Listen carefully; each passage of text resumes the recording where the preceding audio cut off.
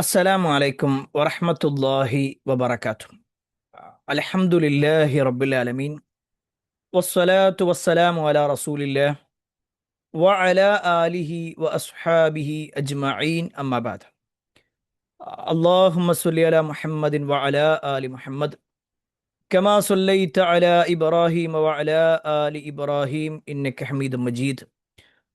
അല്ലാഹുമ്മ ബാരിക് അലാ മുഹമ്മദിൻ വഅലാ ആലി മുഹമ്മദ് كما باركت على إبراهيم وعلى آل إبراهيم إنك حميد مجيد.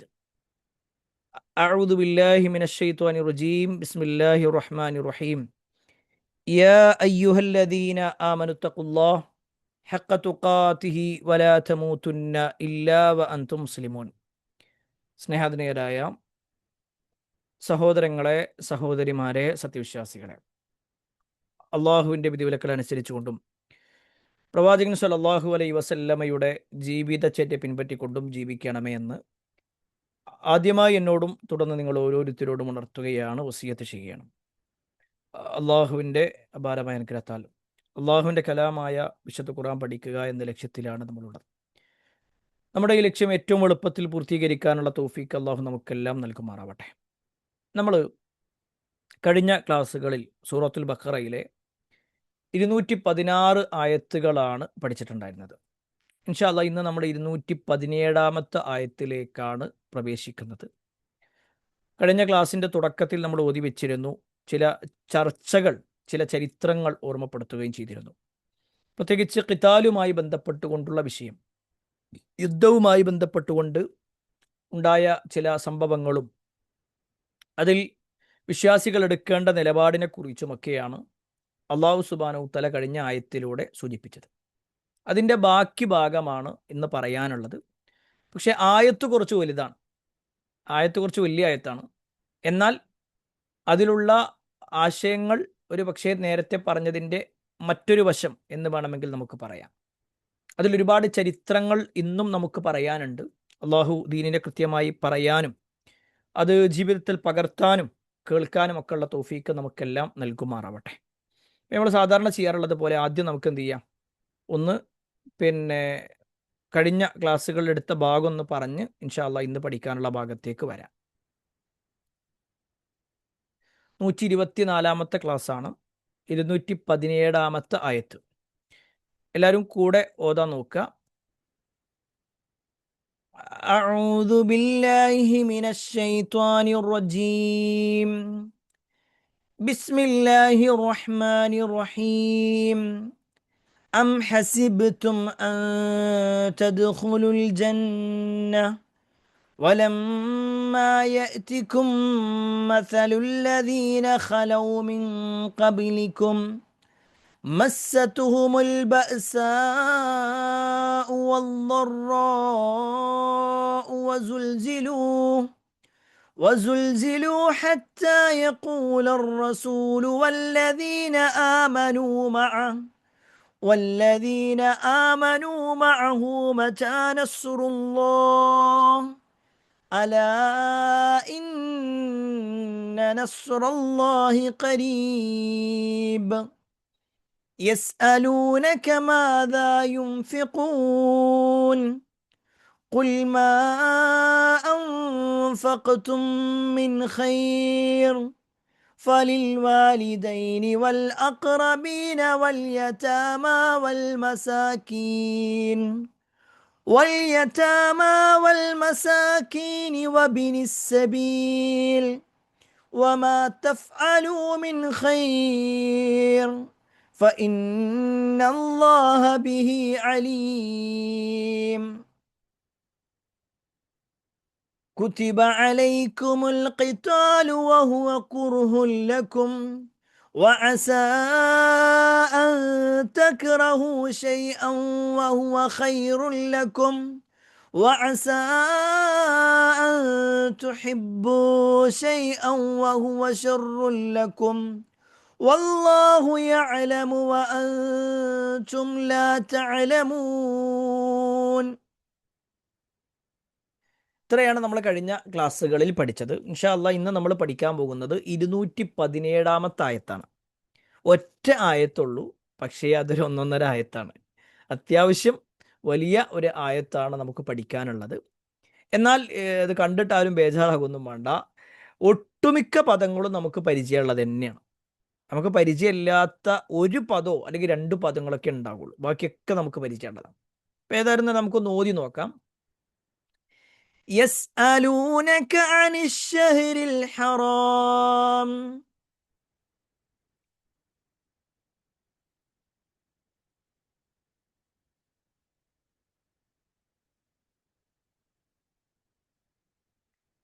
يسألونك عن الشهر الحرام قتال فيه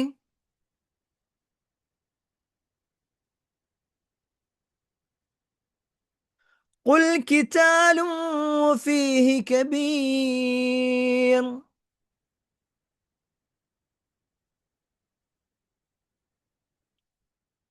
وصد عن سبيل الله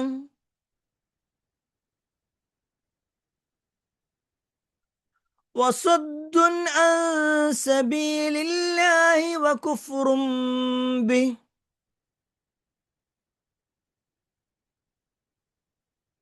وصد عن سبيل الله وكفر به والمسجد الحرام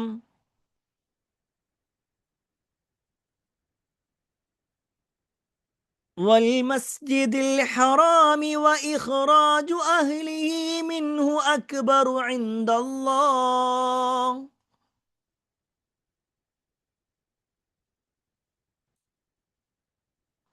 والفتنة أكبر من القتل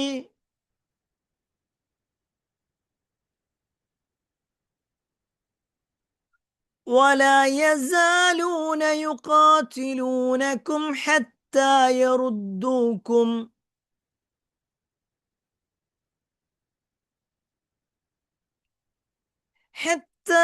يردوكم عن دينكم إن استطاعوا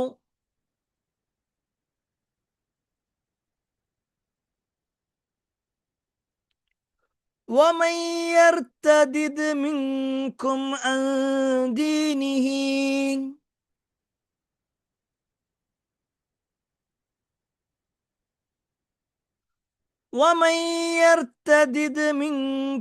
عن دينه فيمت وهو كافر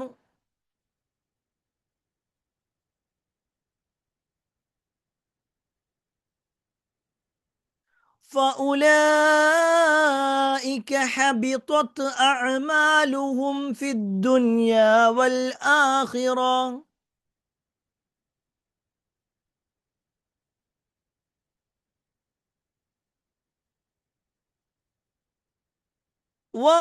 وأولئك أصحاب النار.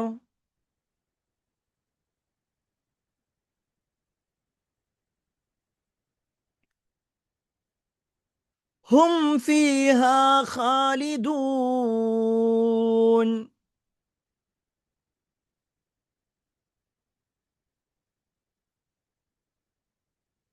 ഇതാണ് ആയത്ത്.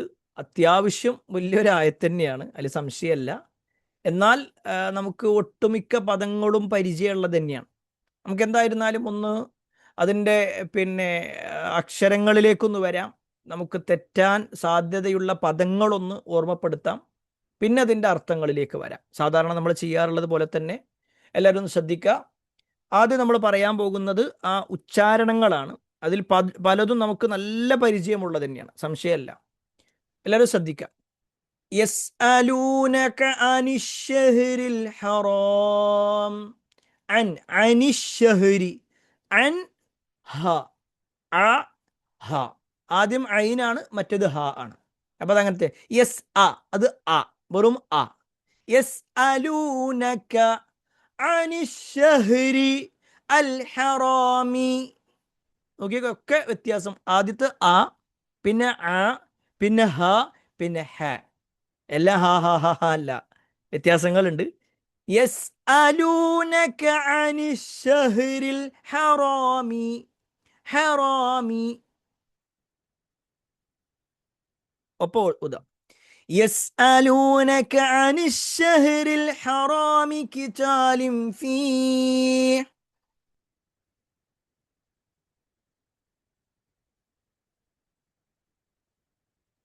قل قتال فيه كبير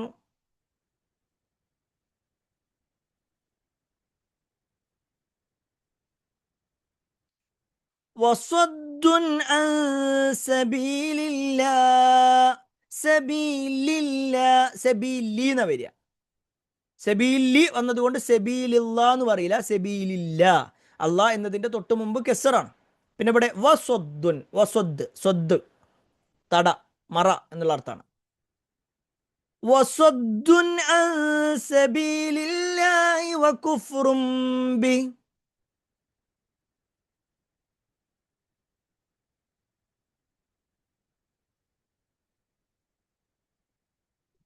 وصد عن سبيل الله وكفر به والمسجد الحرام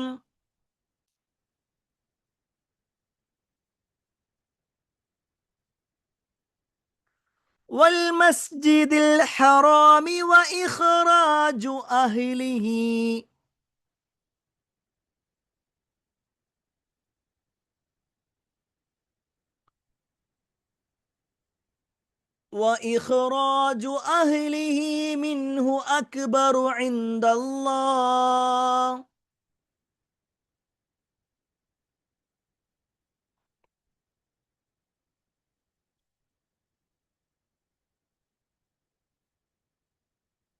والفتنة أكبر من القتل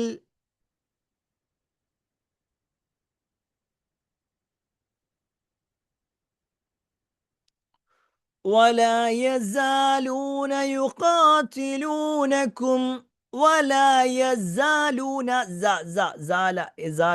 زال يزال ചെറിയ ചായ ولا يزالون يقاتلونكم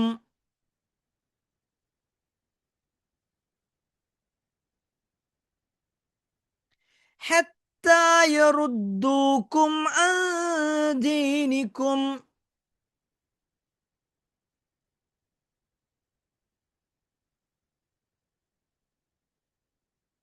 حتى يردوكم عن دينكم إن استطاعوا.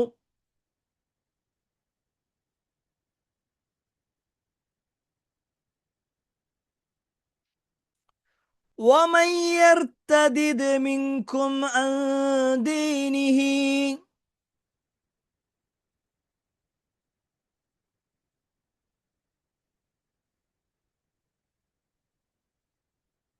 فيمت وهو كافر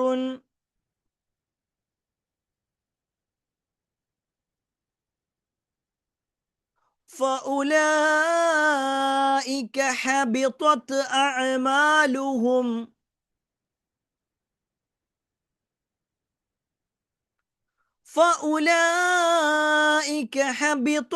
أعمالهم في الدنيا والآخرة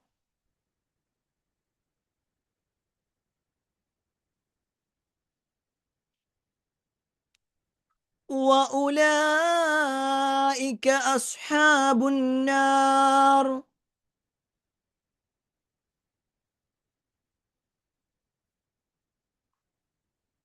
هم فيها خالدون.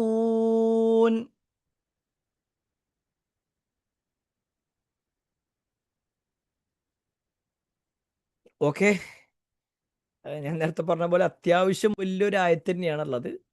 ഏതായിരുന്നാലും നിങ്ങൾക്ക് ഇതിൽ അറിയാത്ത വല്ല പദങ്ങളുണ്ടോ? സ്വദ് എന്നല്ലാതെ വേറെ ഏതെങ്കിലും അറിയാത്തത്? വസ്വദ്ദുൻ അൻ സബീലില്ല എന്ന് പറയണേ, അതല്ലാത്ത വേറെ വല്ല വാക്കുകളുണ്ടോ?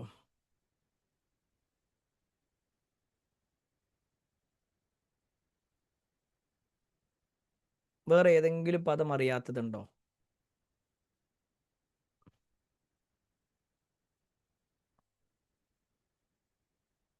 ഹബിത്വ എന്നുള്ളതൊക്കെ നമ്മൾ പഠിച്ചിട്ടുണ്ടെന്ന് എൻ്റെ ഒരു ഓർമ്മ. ഹബിത്വ അമാലുഹും.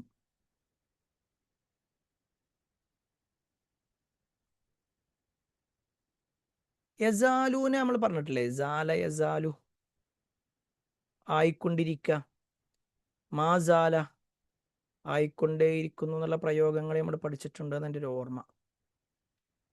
ഇവിടെയാണോന്ന് അറിയില്ല കേട്ടോ, വേറെയും ക്ലാസ്സുകൾ എടുക്കുന്നത് കൊണ്ടേ. ഓക്കെ, ഏതായിരുന്നാലും ബാക്കി എല്ലാ പദങ്ങളും നമുക്ക് അറിയുന്നത് തന്നെയാണ്. വേറെ അങ്ങനെ ഒരു പിന്നെ കെട്ടിക്കുടുക്കുകളൊന്നുമില്ല, വളരെ സിമ്പിളാണ്, വളരെ എളുപ്പത്തിൽ നമുക്ക് മനസ്സിലാക്കാൻ പറ്റും. യസ് അലൂനക്ക, നേരെ ശ്രദ്ധിക്കുക. നമ്മൾ ഈ ആയത്ത് പറയുന്നതിന് മുമ്പ് ചെറിയൊരു ഭാഗം പറഞ്ഞുതരാം. അതായത് ഈ ഒരു ആയത്തിൻ്റെ പിന്നെ പശ്ചാത്തലം നമ്മൾ ഓർക്കുന്നുണ്ടാകും. അതായത് പിന്നെ സ്വഹാബിമാരുമായി ബന്ധപ്പെട്ടുകൊണ്ടുള്ള, അവരോട് യുദ്ധം ചെയ്യാൻ പറഞ്ഞതുമായി ബന്ധപ്പെട്ടുകൊണ്ട് ചില കാര്യങ്ങളാണ് തൊട്ടു മുമ്പുള്ള ആയത്തിൽ സൂചിപ്പിച്ചത് അല്ലേ. തൊട്ടു മുമ്പുള്ള ആയത്ത് നമ്മൾ വിശദമായിട്ട് പറഞ്ഞിട്ടുണ്ട്, അതിനെക്കുറിച്ച് വിശദമായി നമ്മൾ പറഞ്ഞു. പിന്നെ അവരോട് യുദ്ധം ചെയ്യാൻ വേണ്ടി പറഞ്ഞപ്പോൾ അവർക്കതൊരു തൃപ്തിക്കുറവാണ്, അനിഷ്ടകരമായിട്ടാണ് അവർക്കത് തോന്നിയത്. പക്ഷെ അള്ളാഹ് പറയുന്നത് എന്താണ്, നിങ്ങൾക്ക് അനിഷ്ടകരമായി തോന്നുന്നത് ചിലപ്പോൾ അത് പിന്നീട് നിങ്ങൾക്ക് ഖൈറായിട്ട് തോന്നാം. നിങ്ങൾക്ക് ഇപ്പോൾ ഇഷ്ടകരമായി തോന്നുന്നത് ഒരു പക്ഷേ പിന്നീട് നിങ്ങൾക്ക് അനിഷ്ടകരമായി തോന്നുകയും ചെയ്യും. അല്ലാഹു യഅലമു വ അൻതും ലാ തഅലമൂൻ, അള്ളാഹ്ക്കറിയാം നിങ്ങൾക്കറിയൂല എന്ന് പറയും. എന്നിട്ട് വലിയ ഒരു സംഭവം, ഈ ഒരു ചരിത്രം, ഈ ആയത്തുമായി ബന്ധപ്പെട്ടുകൊണ്ട് വലിയൊരു സംഭവം നടക്കുന്നുണ്ട്. എന്താണെന്നുള്ളത് നമുക്ക് വിശദീകരിക്കാം. അതായത് ചുരുക്കത്തിൽ പറഞ്ഞു കഴിഞ്ഞാൽ, അള്ളാഹു സുബ്ഹാനഹു വ തആല നിഷിദ്ധമാക്കിയ യുദ്ധം നിഷിദ്ധമാക്കിയ ഒരു കാലത്ത്, ഒരു മാസത്തിൽ സ്വഹാബിമാർ ചില അക്രമങ്ങൾ നടത്തി. അതിനെക്കുറിച്ച് വലിയ പ്രശ്നങ്ങളുണ്ടായി, ചരിത്രത്തിൽ വലിയൊരു സംഭവം ഉണ്ടാകുകയാണ്. അതിനെക്കുറിച്ചാണ് ഇവിടെ അള്ളാഹു സുബ്ഹാനഹു വ തആല പറയുന്നത്. ആ സ്വഹാബിമാരുടെ പ്രവർത്തനത്തെ അള്ളാഹു വിലയിരുത്തുകയാണ്. എന്നിട്ട് അള്ളാഹ് ചില കാര്യങ്ങൾ പറയുന്നുണ്ട്. അതാണ് നമുക്ക് ഈ ആയത്തിൽ പറയാനുള്ളത്. നേരെ ശ്രദ്ധിക്കുക. യസ് അലൂനക, സഅല എന്ന് പറഞ്ഞാൽ ചോദിച്ചു, യസ് അലു ചോദിക്കുന്നു, യസ് അലൂന അവർ ചോദിക്കുന്നു, യസ് അലൂനക അവർ നിന്നോട് ചോദിക്കുന്നു. യസ് അലൂനക അവർ നിന്നോട് ചോദിക്കുന്നു. അൻ ഒന്നിനെ കുറിച്ച്, അശ്ശഹ്റിൽ ഹറാം, ഷെഹ്ർ എന്ന് പറഞ്ഞ മാസം, അൽ ഹറാം എന്ന് പറഞ്ഞ പവിത്ര മാസം, നിഷിദ്ധമാക്കപ്പെട്ട അല്ലെങ്കിൽ പവിത്രമാക്കപ്പെട്ട മാസത്തെക്കുറിച്ച് അവർ നിന്നോട് ചോദിക്കുന്നു. അഥവാ ആ സമയത്ത് യുദ്ധം ചെയ്യുക എന്നുള്ളതിനെ കുറിച്ച്. ഖിതാലിൻ ഫീഹി, ഖിതാൽ എന്ന് പറഞ്ഞാൽ എന്താണെന്നുള്ളത് നമ്മൾ പഠിച്ചിട്ടുണ്ട്. കുത്തിബ അലൈക്കുമുൽ ഖിതാൽ എന്നുള്ളത് നമ്മൾ കഴിഞ്ഞ ആയത്തിൽ പഠിച്ചു. ഖിതാൽ എന്ന് പറഞ്ഞാൽ യുദ്ധം ചെയ്യൽ, ഫീഹി അതിൽ. അപ്പൊ യസ്അലൂനക അവർ നിന്നോട് ചോദിക്കുന്നു, അനിശ്ശഹ്റിൽ ഹറാം പവിത്ര മാസത്തെക്കുറിച്ച് അല്ലെങ്കിൽ വിലക്കപ്പെട്ട മാസത്തെക്കുറിച്ച്, ഖിതാലും ഫീഹി അതിൽ യുദ്ധം ചെയ്യുക എന്നതിനെക്കുറിച്ച് അവർ നിന്നോട് ചോദിക്കുന്നു. ഖുൽ നബിയെ പറയണം, ഖിതാലുൻ ഫീഹ് അതിൽ യുദ്ധം ചെയ്യുക എന്നുള്ളത് കബീർ വമ്പിച്ച കാര്യം തന്നെയാണ്, അത് അപരാധം തന്നെയാണ്. അള്ളാഹു പവിത്രമാക്കിയ മാസത്തിൽ യുദ്ധം ചെയ്യരുത് എന്ന് പറഞ്ഞാൽ പിന്നെ ആ മാസത്തിൽ യുദ്ധം ചെയ്യുക എന്നുള്ളത് വലിയ കുറ്റകരമായ അപരാധം തന്നെയാകുന്നു, വലിയ തെറ്റ് തന്നെയാണ്, സംശയമല്ല. ഒന്നാമത്തെ പോയിന്റ് ക്ലിയർ ആണോ? യസ്അലൂനക അനിശ്ശഹ്റിൽ ഹറാം ഖിതാലും ഫീഹി ഖുൽ ഖിതാലും ഫീഹി കബീർ. ഓക്കെ അല്ലേ? ഒന്നാമത്തെ പോയിന്റ് ക്ലിയർ അല്ലേ? റെഡി? ശരി. എന്നാൽ രണ്ടാമത്തത്, വസദ്ദുൻ അൻ സബീലില്ലാഹ് വകുഫ്റും ബിഹി വൽ മസ്ജിദിൽ ഹറാമി വഇഖ്റാജു അഹ്ലിഹി മിൻഹു അക്ബറു ഇൻദല്ലാഹ്. രണ്ടാമത്തെ പോയിന്റ് വസദ്ദുൻ. വസദ്ദുൻ എന്ന് പറഞ്ഞാൽ തടയ, അൻ സബീലില്ലാഹ് അള്ളാന്റെ മാർഗത്തെ തൊട്ട് തടയുക എന്നതും, വകുഫ്റും ബിഹി ആ അള്ളാഹുവിൽ അവിശ്വസിക്കുക എന്നുള്ളതും, വൽ മസ്ജിദിൽ ഹറാമി മസ്ജിദുൽ ഹറാമിന്റെ കാര്യത്തിൽ, വഇഖ്റാജു അഹ്ലിഹി മിൻഹു അതിൽ നിന്ന് അതിൻ്റെ ആളുകളെ പുറത്താക്കുക എന്നതും, അക്ബറു ഇൻദല്ലാഹ് അള്ളാന്റെ അടുക്കൽ അതിലേറെ ഗൗരവപ്പെട്ടതാണ്, അള്ളാന്റെ അടുക്കൽ കൂടുതൽ ഗൗരവമുള്ള കാര്യമാണ്. അഥവാ ശത്രുക്കളായ ആളുകൾ സഹാബിമാര് വിലക്കപ്പെട്ട മാസത്തിൽ ചില യുദ്ധങ്ങൾ നടത്തിയപ്പോൾ അല്ലെങ്കിൽ ചില അക്രമങ്ങൾ നടത്തിയപ്പോൾ അതിനെക്കുറിച്ച് പ്രവാചകനോട് ചോദിക്കുക, എന്താണ് മുഹമ്മദ് ഈ സമയത്ത് യുദ്ധം ചെയ്യാൻ പറ്റൂല എന്നറിയില്ലേ? മുഹമ്മദ് ഇതാ നമ്മുടെ എല്ലാവരുടെയും പരിശുദ്ധമാക്കപ്പെട്ട മാസത്തെ കളങ്കപ്പെടുത്തിയിരിക്കുന്നു എന്ന് പറഞ്ഞുകൊണ്ട് അവർ പ്രവാചകന്റെ അടുത്തേക്ക് വന്നപ്പോൾ അള്ളാഹ് പറയാണ്, കുൽ നബിയെ പറയുക, കിതാലും ഫീഹി കബീർ, ആ മാസത്തിൽ യുദ്ധം ചെയ്യുക എന്നുള്ളത് വലിയ വമ്പിച്ച അപരാധം തന്നെയാണ്. പക്ഷേ പക്ഷേ വസദ്ദുൻ അൻ സബീലില്ല, അള്ളാന്റെ മാർഗത്തിൽ തടയുക എന്നുള്ളതും വകുഫ്റും ബിഹി, അള്ളാഹുവിൽ അവിശ്വസിക്കുക എന്നുള്ളതും വൽ മസ്ജിദിൽ ഹറാമി വ ഇഖ്റാജു അഹ്ലിഹി, മസ്ജിദുൽ ഹറാമിനെ തൊട്ട് അതിൻ്റെ ആളുകളെ അതിൽ നിന്ന് തടയുക എന്നുള്ളതും അക്ബറു ഇൻദല്ലാഹ്, അള്ളാഹിൻ്റെ അടുക്കൽ അതിലേറെ ഗൗരവപ്പെട്ട കാര്യമാണ്. രണ്ടാമത്തെ പോയിന്റ് ക്ലിയർ ആണോ? രണ്ടാമത്തെ പോയിന്റ് ഓക്കെ ആണോ? ഓക്കെ, ശരി. എന്നാ മൂന്നാമത്തത് പറയാണ്, വൽ ഫിത്നതു അക്ബറു മിനൽ ഖത്ൽ. വൽ ഫിത്ന, കുഴപ്പം, ഫിത്ന ഉണ്ടാക്കുക എന്നുള്ളത് അക്ബർ, ഏറ്റവും വലുതാണ്, മിനൽ ഖത്ൽ, കൊലയേക്കാൾ, കൊല നടത്തുന്നതിനേക്കാൾ, ഒരാളെ കൊല്ലുന്നതിനേക്കാൾ വലിയ കുഴപ്പമാണ് ഫിത്ന നടത്തുക എന്നുള്ളത്. കാരണം കൊലയോടുകൂടി അവിടെ അവസാനിക്കും. എന്നാൽ ഫിത്ന എന്ന് പറഞ്ഞാൽ അത് കാലങ്ങളോളം നീണ്ടു നിൽക്കുന്ന, ഒന്നിൽ നിന്ന് മറ്റൊന്നിലേക്ക് പോയിക്കൊണ്ടിരിക്കുന്ന അവസ്ഥയാണ്. അതുകൊണ്ട് വൽ ഫിത്നതു അക്ബറു മിനൽ ഖത്ൽ, കൊലയേക്കാൾ വമ്പിച്ചതാണ് കുഴപ്പം എന്നുള്ളത്. എന്നിട്ട് പറയാണ് മൂന്നാമത്തെ കഴിഞ്ഞിട്ടോ, നാലാമത്തത് വലാ യസാലൂന യുഖാതിലൂനകും ഹത്താ യറുദ്ദൂകും അൻ ദീനികും ഇൻ ഇസ്തതാഉ. വലാ യസാലൂന, സാല എന്ന് പറഞ്ഞാൽ ഇങ്ങനെ ആയി എന്നുള്ളതാണ്. വലാ യസാലൂന, അവർ ആയിക്കൊണ്ടിരിക്കുകയാണ്. വലാ യസാലൂന, അവർ ആയിക്കൊണ്ടിരിക്കും. യുഖാതിലൂനകും, ഖാത്തല, യുദ്ധം ചെയ്യുക, യുഖാതിലൂന, അവർ യുദ്ധം ചെയ്യുക എന്നുള്ളത്, കും, നിങ്ങളോട്, വലാ യസാലൂന, അവർ ആയിക്കൊണ്ടിരിക്കും, യുഖാതിലൂനകും, നിങ്ങളെ യുദ്ധം ചെയ്യുന്നതായിക്കൊണ്ടിരിക്കും, നിങ്ങളോട് അവർ യുദ്ധം ചെയ്തുകൊണ്ടേയിരിക്കും. അതാണ് ആ പ്രയോഗം, വലാ യസാലൂന യുഖാതിലൂനകും, അവർ നിങ്ങളോട് യുദ്ധം ചെയ്തുകൊണ്ടേയിരിക്കും. ഏതുവരെ? ഹത്താ യറുദ്ദൂകും, ഹത്താ വരേക്കും, യറുദ്ദൂകും, അവർ മടക്കുന്നത് വരേക്കും, അഥവാ പിന്തിരിയുന്നത് വരേക്കും, നിങ്ങളെ പിന്തിരിപ്പിക്കുന്നത് വരേക്കും, അൻ ദീനിക്കും, നിങ്ങളുടെ മതത്തിനെ തൊട്ട്, നിങ്ങളുടെ മതത്തിൽ നിന്ന് നിങ്ങളെ പിന്തിരിപ്പിക്കുന്നത് വരെ അവർ നിങ്ങളോട് യുദ്ധം ചെയ്തുകൊണ്ടേയിരിക്കും. ഇനിസ്തതാഉ, അവർക്ക് സാധ്യമെങ്കിൽ, അവർക്ക് എത്രത്തോളം കഴിയുമോ അത്രത്തോളം, അഥവാ അവർക്ക് സാധിക്കുകയാണെങ്കിൽ നിങ്ങളുടെ മതത്തിൽ നിന്ന് നിങ്ങളെ പിന്തിരിപ്പിക്കുന്നത് വരെ അവർ നിങ്ങളോട് യുദ്ധം ചെയ്തുകൊണ്ടേയിരിക്കും. വലാ യസാലൂന, അവർ ആയിക്കൊണ്ടേയിരിക്കും, യുഖാതിലൂനക്കും, നിങ്ങളോട് യുദ്ധം ചെയ്തുകൊണ്ടേയിരിക്കും, ഹത്താ യറുദ്ദൂകും അൻ ദീനിക്കും, നിങ്ങൾ നിങ്ങളുടെ മതത്തിൽ നിന്ന് പിന്തിരിയുന്നതുവരെ, ഇനിസ്തതാഉ, അവർക്ക് സാധിക്കുമെങ്കിൽ, അവർക്ക് സാധിക്കുകയാണെങ്കിൽ കഴിയുന്നവരെ നിങ്ങളെ ഈ മതത്തിൽ നിന്ന് ഒഴിവാക്കാൻ എന്തൊക്കെ ചെയ്യാനുണ്ടോ അതൊക്കെ ഒരു ചെയ്യും. മനസ്സിലാവുണ്ടല്ലോ? ക്ലിയർ ആണെന്ന് വിചാരിക്കുന്നു. ഈ ആയത്തുകളൊക്കെ ഇങ്ങനെ വിശദീകരിക്കുമ്പോഴാണ് അന്നത്തെ കാലവും ഇന്നത്തെ കാലം എന്നത്തെ കാലം ശത്രുക്കൾ ചെയ്തുകൊണ്ടിരിക്കുന്ന ചില കാര്യങ്ങളാണ്. എങ്ങനെയെങ്കിലും ഇസ്ലാം എന്ന ആൾക്കാരൊന്ന് പോയി കിട്ടണം, അതിനിങ്ങനെ തിരിഞ്ഞും മറിഞ്ഞും നിൽക്കണം ആൾക്കാരുണ്ട്. നീ നോക്കിക്കോ, വമൻ യർതദിദ് മിൻകും അൻ ദീനിഹി, വമൻ, ആരാണോ, യർതദിദ്, റദ്ദ, യർതദ് എന്ന് പറഞ്ഞാൽ പിന്തിരിയ, തടയ, അല്ലെങ്കിൽ പിന്തിരിയ എന്ന് പറഞ്ഞാൽ മടങ്ങുക. വമൻ യർതദിദ് മിൻകും, നിങ്ങളിൽ നിന്ന് ആരാണോ പിന്തിരിയുന്നത്, അൻ ദീനിഹി, അവൻ്റെ മതത്തിനെ തൊട്ട്, അവൻ്റെ മതത്തിനെ തൊട്ട്, അല്ലെങ്കിൽ തൻ്റെ മതത്തിൽ നിന്ന് ആരാണോ പിന്തിരിയുന്നത്, ഫ, എന്നിട്ട് യമുത്ത്, അവൻ മരിക്കുകയും ചെയ്തു. മതത്തിൽ നിന്ന് പിന്തിരിയുകയും അങ്ങനെ ഒരാൾ മരിക്കുകയും ചെയ്തു. വഹുവ കാഫിറുൻ, എങ്ങനെ?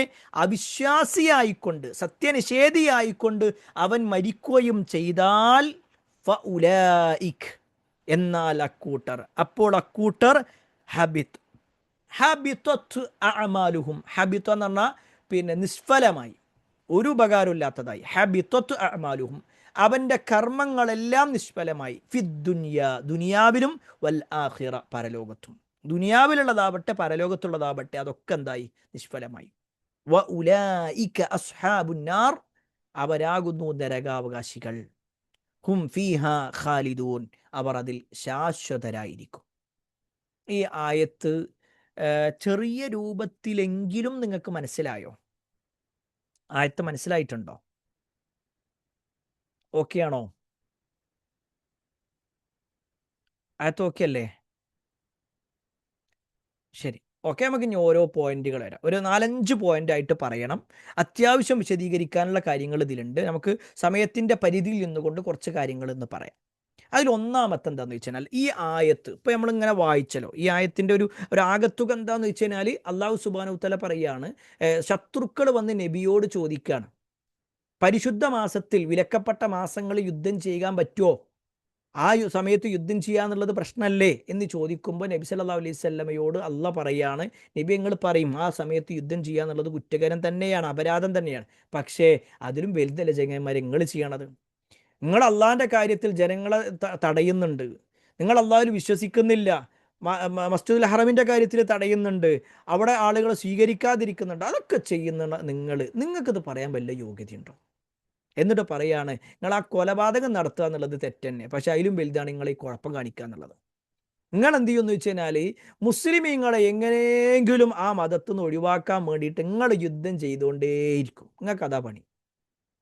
അങ്ങനെ ഒരാൾ ഇസ്ലാം ഒഴിവാക്കിയിട്ടുണ്ടെങ്കിൽ, അങ്ങനെ ഒരാൾ മരിച്ചിട്ടുണ്ടെങ്കിൽ, കാഫിറായി മരിച്ചിട്ടുണ്ടെങ്കിൽ, അവൻ്റെ ഒരു നന്മയും പിന്നെ അള്ളാഹു സ്വീകരിക്കൂല. ഓൻ നരകത്തിൽ തന്നെയാണ്, ഓൻ ശാശ്വതരായി നരകത്തിലായിരിക്കും. ഇതാണ് ഈ ആയത്തിൻ്റെ ഒരു ആകത്തുക എന്ന് പറയുന്നത്. നമ്മളെ ഭാഷയിൽ അതൊരു ആകത്തുക. ഇനി ഈ ആയത്ത് ഇറങ്ങാനുണ്ടായ സാഹചര്യം എന്താണെന്നുള്ളത് നമ്മളത് മനസ്സിലാക്കാം. മഹാനായ സഹാബിയാണ് അബ്ദുല്ലാഹിബിൻ ജഹ്ഷ് റളിയല്ലാഹു അൻഹു. നബിയുടെ ഭാര്യയായ സൈനബ് ബിൻത്ത് ജഹ്ഷിൻ്റെ സഹോദരനാണ് അബ്ദുല്ലാഹിബിൻ ജഹ്ഷ്. ഈ അബ്ദുല്ലാഹിബിൻ ജഹ്ഷിൻ്റെ നേതൃത്വത്തിൽ ഒരു സംഘത്തെ, ഏകദേശം 7-8 ആളുകളുള്ള ഒരു സംഘത്തെ നബി സല്ലല്ലാഹു അലൈഹി വസല്ലമ ഒരു സ്ഥലത്തേക്ക് പറഞ്ഞേക്കണം. ഈ സംഭവം നടക്കുന്നത് ബദർ യുദ്ധത്തിൻ്റെ മുമ്പാട്ടോ. ബദർ യുദ്ധത്തിൻ്റെ മുമ്പാണ്. ഹിജറ 2-ാം വർഷം. ബദർ യുദ്ധം നടക്കുന്നതും ഹിജറ 2-ാം വർഷം തന്നെയാണ്. എന്നാൽ ഇത് നടക്കുന്നതാകട്ടെ മുഹറം, സഫർ, റബിയുൽ അവൽ, റബിയുൽ ആഖർ, ജമാദുൽ ആഖർ, ജമാദുൽ അവൽ, ജമാദുൽ ആഖർ, റജബ്, ശഅബാൻ, അല്ലേ? റമദാനിലാണ് ബദർ യുദ്ധം നടക്കുന്നത്. ഇത് റജബിലാണ് നടക്കുന്നത്. റജബ് അവസാനത്തിലാണ് ഈ സംഭവം നടക്കുന്നത്. നേരെ ശ്രദ്ധിക്കണേ. ഹിജറ 2-ാം വർഷം റജബ് മാസത്തിലായിക്കൊണ്ട് നബി സല്ലല്ലാഹു അലൈഹി വസല്ലമ അബ്ദുല്ലാഹ് ഇബ്നു ജഹ്ഷ് റളിയല്ലാഹു അൻഹുവിനെയും 7-8 വരുന്ന ഒരു സംഘത്തിൻ്റെ നേതാവായിട്ട് പറഞ്ഞയച്ചു.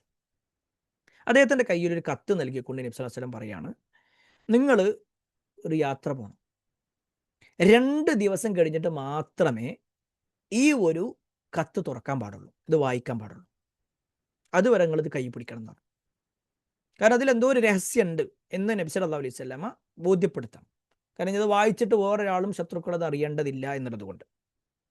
അങ്ങനെ അബ്ദുല്ലാഹ് ഇബ്നു ജഹ്ഷ് റളിയല്ലാഹു അൻഹു അദ്ദേഹത്തിൻ്റെ കൂടെ ഉണ്ടായിരുന്ന ആൾക്കാരും പുറപ്പെട്ടു. 2 ദിവസം കഴിഞ്ഞു. അവരെന്ത് ചെയ്യുക, ഈ കത്തെടുത്തുകൊണ്ട് വായിക്കാൻ തുടങ്ങി. അപ്പോൾ അതിലുള്ളത് എന്താ, നഖ്ല എന്ന് പറയുന്ന ഒരു സ്ഥലമുണ്ട്. മക്കയുടെയും ത്വായിഫിൻ്റെയും ഇടയിലുള്ള ഒരു സ്ഥലമാണ്. അവിടെ ഒരു ഖുറൈശി സംഘമുണ്ട്. ഖുറൈശി സംഘങ്ങളിലൂടെ വരുന്നുണ്ട്. അവരെ ഒന്ന് എന്ത് ചെയ്യണം, ഒളിഞ്ഞു നിന്നുകൊണ്ട് അവരുടെ നീക്കങ്ങൾ മനസ്സിലാക്കി വരണം എന്നുള്ളതാണ് നബി സല്ലല്ലാഹു അലൈഹി വസല്ലം അതിൽ എഴുതിയിട്ടുള്ളത്. നേരെ മനസ്സിലാക്കണേ.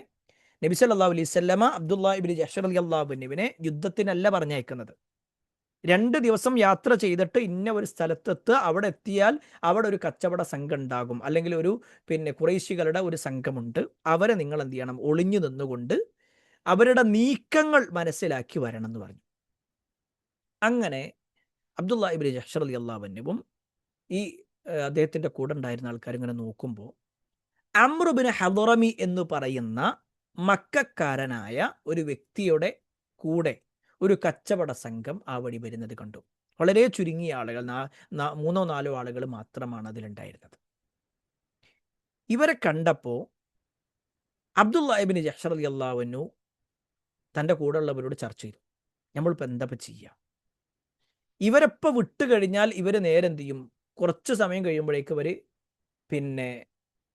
മക്കയുടെ അതിർത്തിയിലെത്തും. മക്കയുടെ അതിർത്തി എത്തിക്കഴിഞ്ഞാൽ പിന്നെന്താണ്, ഹറമാണ്. അപ്പോൾ ഹറമിൽ കയറിയിട്ട് യുദ്ധം ചെയ്യാൻ പറ്റില്ല. അവർ ഹറമിൽ പ്രവേശിച്ചു കഴിഞ്ഞാൽ, ഹറം എന്നുള്ള പരിധി അറിയാലോ, അവിടെ കയറി കഴിഞ്ഞാൽ പിന്നെ യുദ്ധം ചെയ്യാൻ പറ്റില്ല. ഇപ്പം നമ്മൾ നോക്കുകയാണെങ്കിലോ ഇപ്പോൾ റജബിൻ്റെ അവസാനത്തിലാവും ചെയ്തിട്ടുണ്ട്.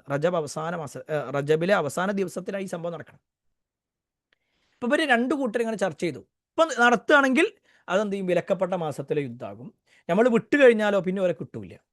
അപ്പം എന്തായാലും ഇപ്പം എന്ത് ചെയ്യുക, ഇപ്പോൾ യുദ്ധം ചെയ്യാമെന്ന് തീരുമാനിച്ചു.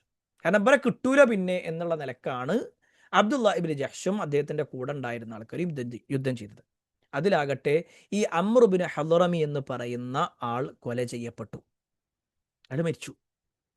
രണ്ടാൾക്കാരെ മുസ്ലിമീങ്ങൾ പിടിച്ച് നബിൻ്റെ അടുത്ത് കൊണ്ടുപോകണം. ഒരാളാകട്ടെ അവിടുന്ന് രക്ഷപ്പെടുകയും ചെയ്തു. ഈ രണ്ടാളെയും പിടിച്ചു. ഇവരുടെ കയ്യിലുണ്ടായിരുന്ന കച്ചവട ആവശ്യങ്ങളും അല്ലെങ്കിൽ കച്ചവട വസ്തുക്കളും പിടിച്ചു. ആദ്യമായിട്ട് ഇസ്ലാമിക ചരിത്രത്തിൽ ആദ്യമായിട്ട് ഗനീമത്ത് സ്വത്തുക്കൾ കിട്ടണം. ഗനീമത്ത് പറഞ്ഞു കഴിഞ്ഞാൽ യുദ്ധാർജിത സ്വത്തുക്കൾ, ശത്രുക്കൾ വിട്ടേച്ചു പോയ സമ്പത്ത്. ഇതുമായിട്ടാണ് വലിയ സന്തോഷവാനായി അബ്ദുള്ള ഇബ്നു ജഹ്ഷ് റളിയല്ലാഹു അൻഹു വരുന്നത്. ഈ ഗനീമത്ത് സ്വത്തുക്കളും ആ പിടിക്കപ്പെട്ട രണ്ടാളുകളെയും എന്ത് ചെയ്തു, നബിൻ്റെ മുന്നിൽ വെച്ചു കൊടുത്തു. അബ്ദുള്ള ഇബ്നു ജഹ്ഷ് റളിയല്ലാഹു അൻഹു വിചാരിച്ച് നബി നല്ല സപ്പോർട്ട് ചെയ്ത് സംസാരിക്കുന്ന, പക്ഷെ നബി സല്ലല്ലാഹു അലൈഹി വസല്ലം ശക്തമായി ദേഷ്യപ്പെടരുത്. ഞാൻ നിങ്ങളോട് യുദ്ധം ചെയ്യാൻ വേണ്ടി പറഞ്ഞു ചോദിച്ചു. ഞാൻ നിങ്ങളോട് യുദ്ധം ചെയ്യാൻ വേണ്ടി പറഞ്ഞിട്ടില്ലല്ലോ. ഈ കച്ചവട സംഘത്തെ പിടിക്കാനോ അവരുടെ സമ്പത്ത് എടുക്കാനോ ആളെ കൊല്ലാനോ ഒന്നും ഞാൻ പറഞ്ഞിട്ടില്ലല്ലോ. പോയി നോക്കി വരാനല്ലേ പറഞ്ഞേ. നിങ്ങൾ ചെയ്ത് വളരെ മോശമായിപ്പോയി. നബി സല്ലല്ലാഹു അലൈഹി വസല്ലം തിരിഞ്ഞിട്ട് പോയി. ഈ സഹാബിമാരെ സംബന്ധിച്ചിടത്തോളം, അതായത് അബ്ദുള്ള ഇബ്നു ജഹ്ഷ് റളിയല്ലാഹു അൻഹുവിനും അദ്ദേഹത്തിൻ്റെ കൂടെ ഉണ്ടായിരുന്ന ആകെ ഒരു വിഷമായി. ഇതിപ്പോൾ എന്തപ്പോൾ ചെയ്യുക? കാരണം ഒരു ഉദ്ദേശിക്കുന്നത് ആ ശത്രുക്കളെ വിട്ട് കഴിഞ്ഞാൽ പിന്നെ കിട്ടൂലല്ലോ. അതുകൊണ്ട് അവരെ പിടിച്ചതാ. അതിനിടയിലാണ് യുദ്ധം നടന്നത്. യുദ്ധത്തിന്റെ സാഹചര്യം ആയപ്പോൾ തന്നെ എന്ത് ചെയ്തു, ഒരാൾ കൊല ചെയ്യപ്പെടുകയും ചെയ്തു. പക്ഷെ നബി സല്ലല്ലാഹു അലൈഹി വസല്ലം എന്ത് ചെയ്തിട്ടില്ല, അവരെ യുദ്ധത്തിന് പറഞ്ഞയച്ചിട്ടേ ഇല്ല. അവരാകെ വിഷമത്തിലായി. ഈ ഒരവസരം ശത്രുക്കൾ നല്ലോണം ഉപയോഗപ്പെടുത്തി. മുഹമ്മദിന് ഒരു എത്തിക്സും ഇല്ല. മുഹമ്മദ് എന്ന് പറഞ്ഞു കഴിഞ്ഞാൽ ഓൻ്റെ കാര്യങ്ങൾ വേണ്ടിയിട്ടാണ് ചെയ്യണത്. അല്ലെങ്കിൽ ആരെങ്കിലും ഈ യുദ്ധം നിഷിദ്ധമായ മാസത്തിൽ ആരെങ്കിലും യുദ്ധം ചെയ്യും, ഒരാളെ കൊല്ലുമോ, അവനൊന്നിനും ഒരു പരിഗണനയും കൊടുക്കണില്ല, ഒന്നിനും ഒരു പവിത്രത കൊടുക്കണില്ല എന്നൊക്കെ പറഞ്ഞുകൊണ്ട് റസൂലുള്ളാഹി സ്വല്ലല്ലാഹു അലൈഹി വസല്ലമക്കെതിരെ ഒരുപാട് ആരോപണങ്ങൾ ഇവർ പറയാൻ തുടങ്ങി. നബി സല്ലല്ലാഹു അലൈഹി വസല്ലമക്ക് വിഷമം. എന്തപ്പോൾ ചെയ്യാൻ, നബി പറഞ്ഞിട്ടില്ലേ? നബി സല്ലല്ലാഹു അലൈഹി വസല്ലം ഇവരോട് യുദ്ധം ചെയ്യാനോ ആളെ കൊല്ലാനോ സമ്പത്ത് പിടിക്കാനോ ഒന്നും പറഞ്ഞിട്ടില്ല. പോയി നോക്കിയിട്ട് വരുന്ന പറഞ്ഞേ. പക്ഷെ അവരെന്ത് ചെയ്തു, അവർ ചെയ്തതാണ്. റസൂലുള്ളാഹി സ്വല്ലല്ലാഹു അലൈഹി വസല്ലമക്ക് വിഷമം, ഈ യുദ്ധം ചെയ്ത സ്വഹാബത്തിന് വിഷമം, ആകെ പ്രയാസം. ഇങ്ങനെ അവർ പ്രയാസപ്പെട്ട് നിൽക്കുമ്പോൾ അള്ളാഹ് ഇടപെടുകയാണ്. ആ സ്വഹാബിമാരെ സമാധാനിപ്പിച്ചുകൊണ്ടും ശത്രുക്കൾ വലിയ വർത്താനൊന്നും പറയണ്ട എന്നൊരാശയത്തിലാണ് എന്ത് ചെയ്തത്, ഈ ആയത്തുകൾ അവതരിക്കുന്നത്. ഇനി നോക്കിക്കോ, എന്താണ് ആ ആയത്തിൽ പരാമർശിക്കുന്നത്. യസ് അലൂനക, അവർ നിന്നോട് ചോദിക്കുന്നു, അനിശ്ശഹരിൽ ഹറാം, വിലക്കപ്പെട്ട മാസങ്ങളെക്കുറിച്ച്, ഖിത്താലും ഫീ, അതിൽ യുദ്ധം ചെയ്യുക എന്നുള്ളതിനെക്കുറിച്ച് അവർ നിന്നോട് ചോദിക്കുന്നു. കുൽ, നബിയെ പറയണം, ഖിത്താലും ഫീഹി കബീർ, ആ മാസത്തിൽ യുദ്ധം ചെയ്യുക എന്നുള്ളത് വമ്പിച്ച അപരാധം തന്നെയാകുന്നു, വലിയ തെറ്റ് തന്നെയാണ്. ഇവിടെ നമ്മൾ വിലക്കപ്പെട്ട മാസങ്ങളെക്കുറിച്ച് ഇതിനു മുമ്പ് പറഞ്ഞിട്ടുണ്ട്. ദുൽഖഅദ്, ദുൽഹിജ്ജ, മുഹറം, റജബ്. ഈ സംഭവം നടക്കുന്നത് റജബ് മാസത്തിലാണ്, റജബിൻ്റെ അവസാനത്തിലാണ്. ഇനി അതിൻ്റെ ബാക്കി കേട്ടോളിം. വസദ്ദുൻ അൻ സബീലില്ലാഹ് വകുഫ്റും ബിഹി വൽ മസ്ജിദിൽ ഹറാമി വഇഖ്റാജു അഹ്ലിഹി മിൻഹു അക്ബറു ഇൻദല്ലാഹ്.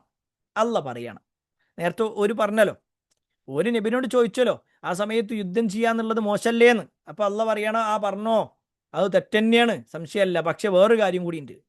വസദ്ദുൻ അൻ സബീലില്ലാഹ്, അള്ളാന്റെ മാർഗത്തിൽ നിന്ന് തടയുക എന്നുള്ളത്. വകുഫ്റും ബിഹി, അള്ളാനെ അവിശ്വസിക്കുക എന്നുള്ളത്, അവനിൽ അവിശ്വസിക്കുക എന്നുള്ളത്.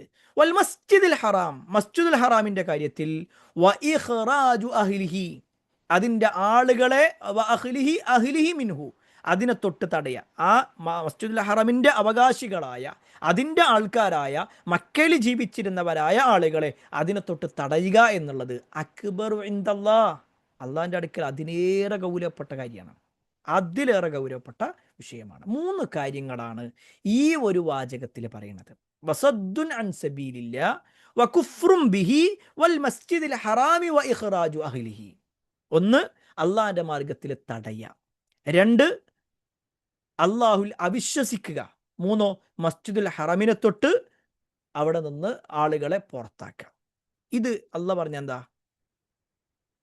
മിൻഹു അക്ബറു ഇൻദല്ലാഹ്, അള്ളാഹിൻ്റെ അടുക്കൽ ഏറ്റവും ഗൗരവം അതിനാണ്. അപ്പം അങ്ങനെയാണെങ്കിൽ യുദ്ധത്തേക്കാൾ വലിയ അപരാധങ്ങളുണ്ട് എന്നാണ് ഈ ആയത്ത് നമ്മെ പഠിപ്പിക്കുന്നത്. യുദ്ധത്തേക്കാൾ വലിയ അപരാധം, ഒരാൾ യുദ്ധം ചെയ്യുക എന്നതിനേക്കാൾ വലിയ കുറ്റകരമായ കാര്യങ്ങളുണ്ട്. അതിൽപ്പെട്ടതാണ് ജനങ്ങളെ അള്ളാഹുവിൻ്റെ മാർഗത്തിൽ നിന്ന്, സത്യവിശ്വാസത്തിൽ നിന്ന് തടയുക.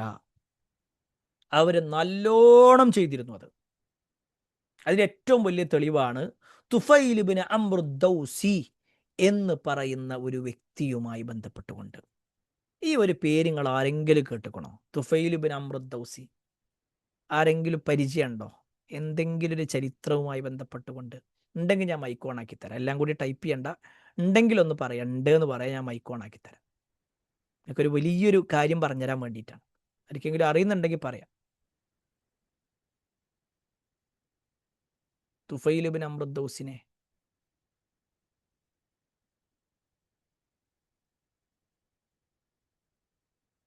ഇല്ല അല്ലേ? ഓക്കെ, എന്നാൽ ഒരാളെ കൂടി ഞാൻ പറയാം. ഒറ്റാളെയും കൂടി പറഞ്ഞുതരാം. അബൂ ഹുറൈറ എന്ന് കേട്ടുക്കണോ? അബൂ ഹുറൈറ എന്ന് കേട്ടുക്കണോ? ഉണ്ടല്ലേ? കുറേ ആൾക്കാരുണ്ടെന്ന് അറിയണ്ട് അല്ലേ? ശരി. എന്നാൽ അബൂ ഹുറൈറ റളിയല്ലാഹു അൻഹു ഇസ്ലാം സ്വീകരിക്കാൻ കാരണക്കാരനായത് ഈ തുഫൈൽ ഇബ്നു അംർ ദൗസിയാണ്.